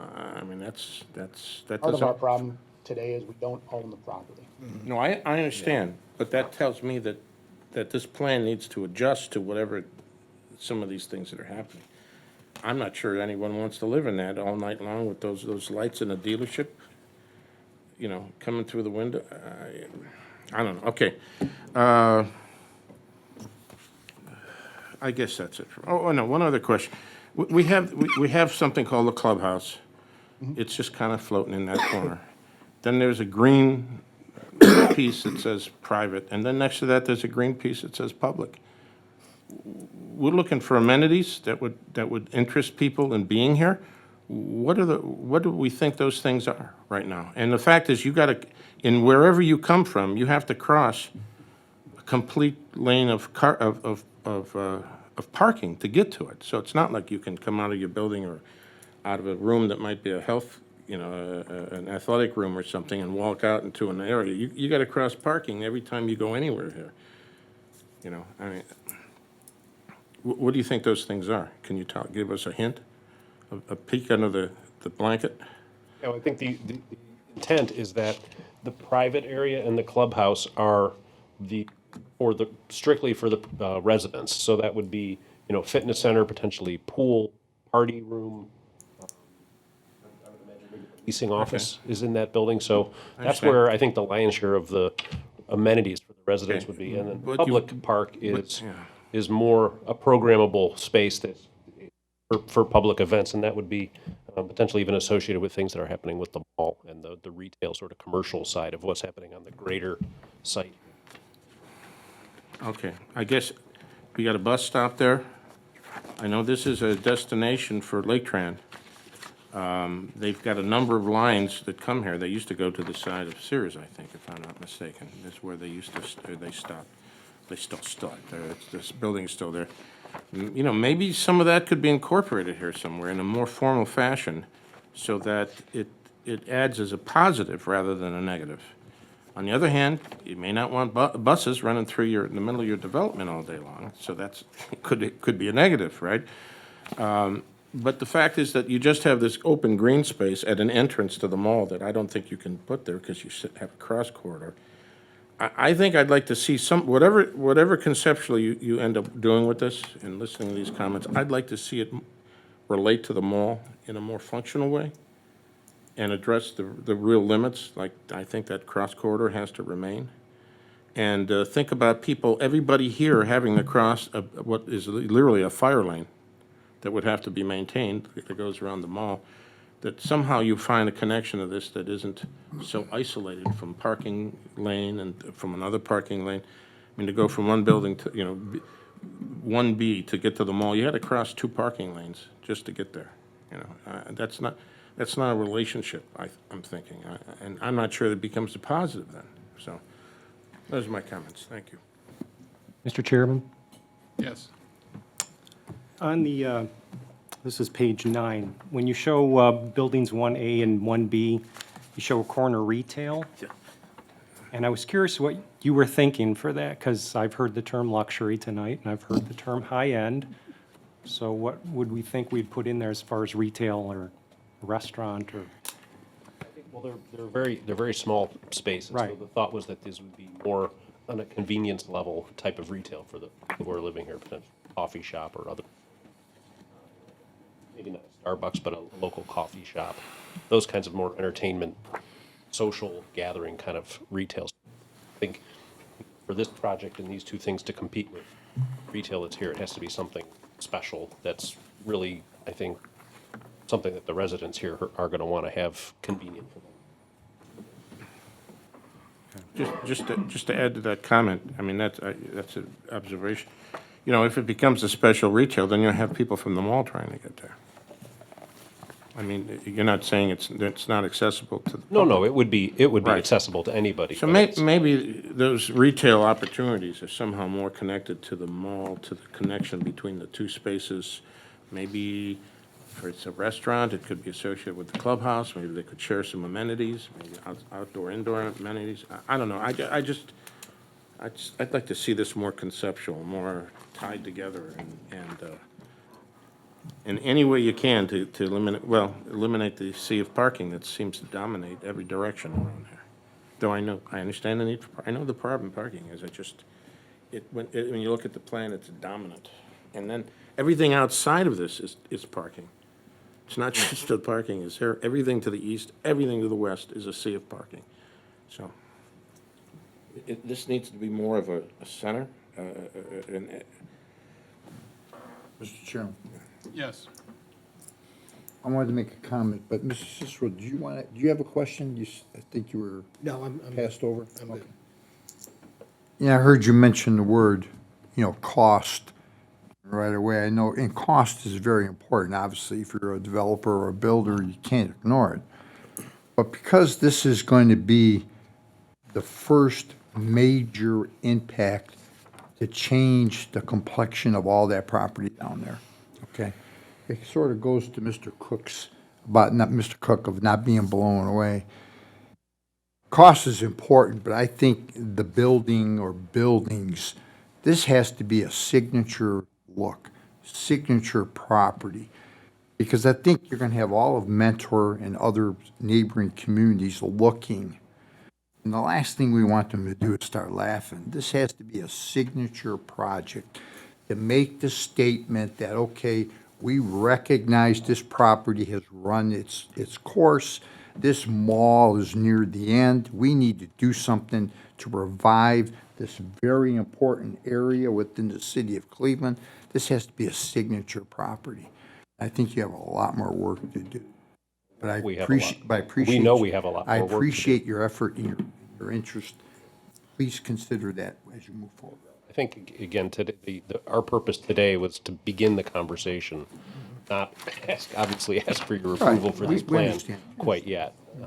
And we understand well the definition of, high-end or luxury housing. We've designed quite a bit of it here. Many projects you're probably familiar with, including right now at Richmond Mall, we're doing pretty much this exact same project there. I don't know if you've read about that, where the Sears, Yeah, our right, client there I has read bought the that. Sears. We're actually in construction documents on that project. I would encourage you to look at that project too, for, I think, a comparable level of design and quality, although this won't look like that project. It won't feel like very similar where it's multiple buildings like this. I think that you'll see that for the budget that we're contemplating here, by the way, working with the same folks who are, doing the cost estimating and all that, it will be able to realize that level of quality within this budget. Would it be possible to share some images of that project that, not to represent this, but just to give us a feel for what we Yeah, and might I be think talking about? and we would typically, as we dig deeper into projects like this, if we're starting to show you, bring a conceptual design that we're actually think has the meat that we're trying to seek your approval on, that we would be showing you precedent images of other projects. Some of them are ours, some of them not. In the meantime, you could go on, I think it's Bell Oaks is the name of the project, Belle, if you want to go and take a look at that particular project, which I think is pretty analogous to this. Some other projects to look at, these kinds of buildings are at the Van Aken district. There is a apartment over retail, happens to be retail there. And you've mentioned Crocker Park a few times, which I spent almost 20 years of my life working on that. And there's a whole bunch of different types of multifamily housing on that project. There's 3-4 different types of apartment buildings, from what they would call entry level, the oldest of them, to the ones that were the most recently finished, which in their market are in Westlake, are luxury apartments. And I think you'd see here the same level of design and the same amenities and fit and finish on the suite interiors.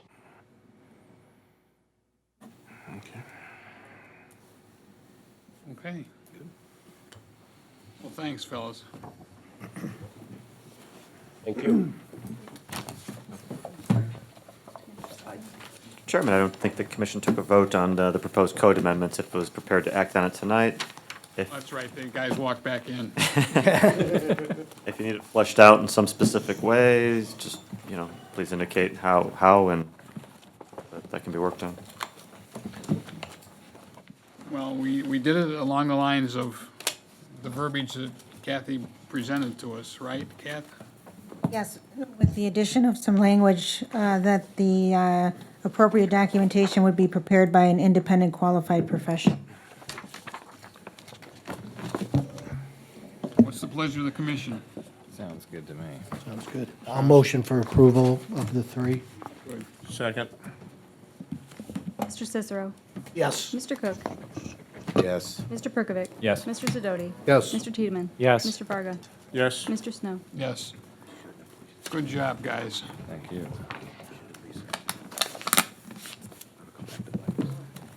Entertain a motion to adjourn. So move. Motion to adjourn?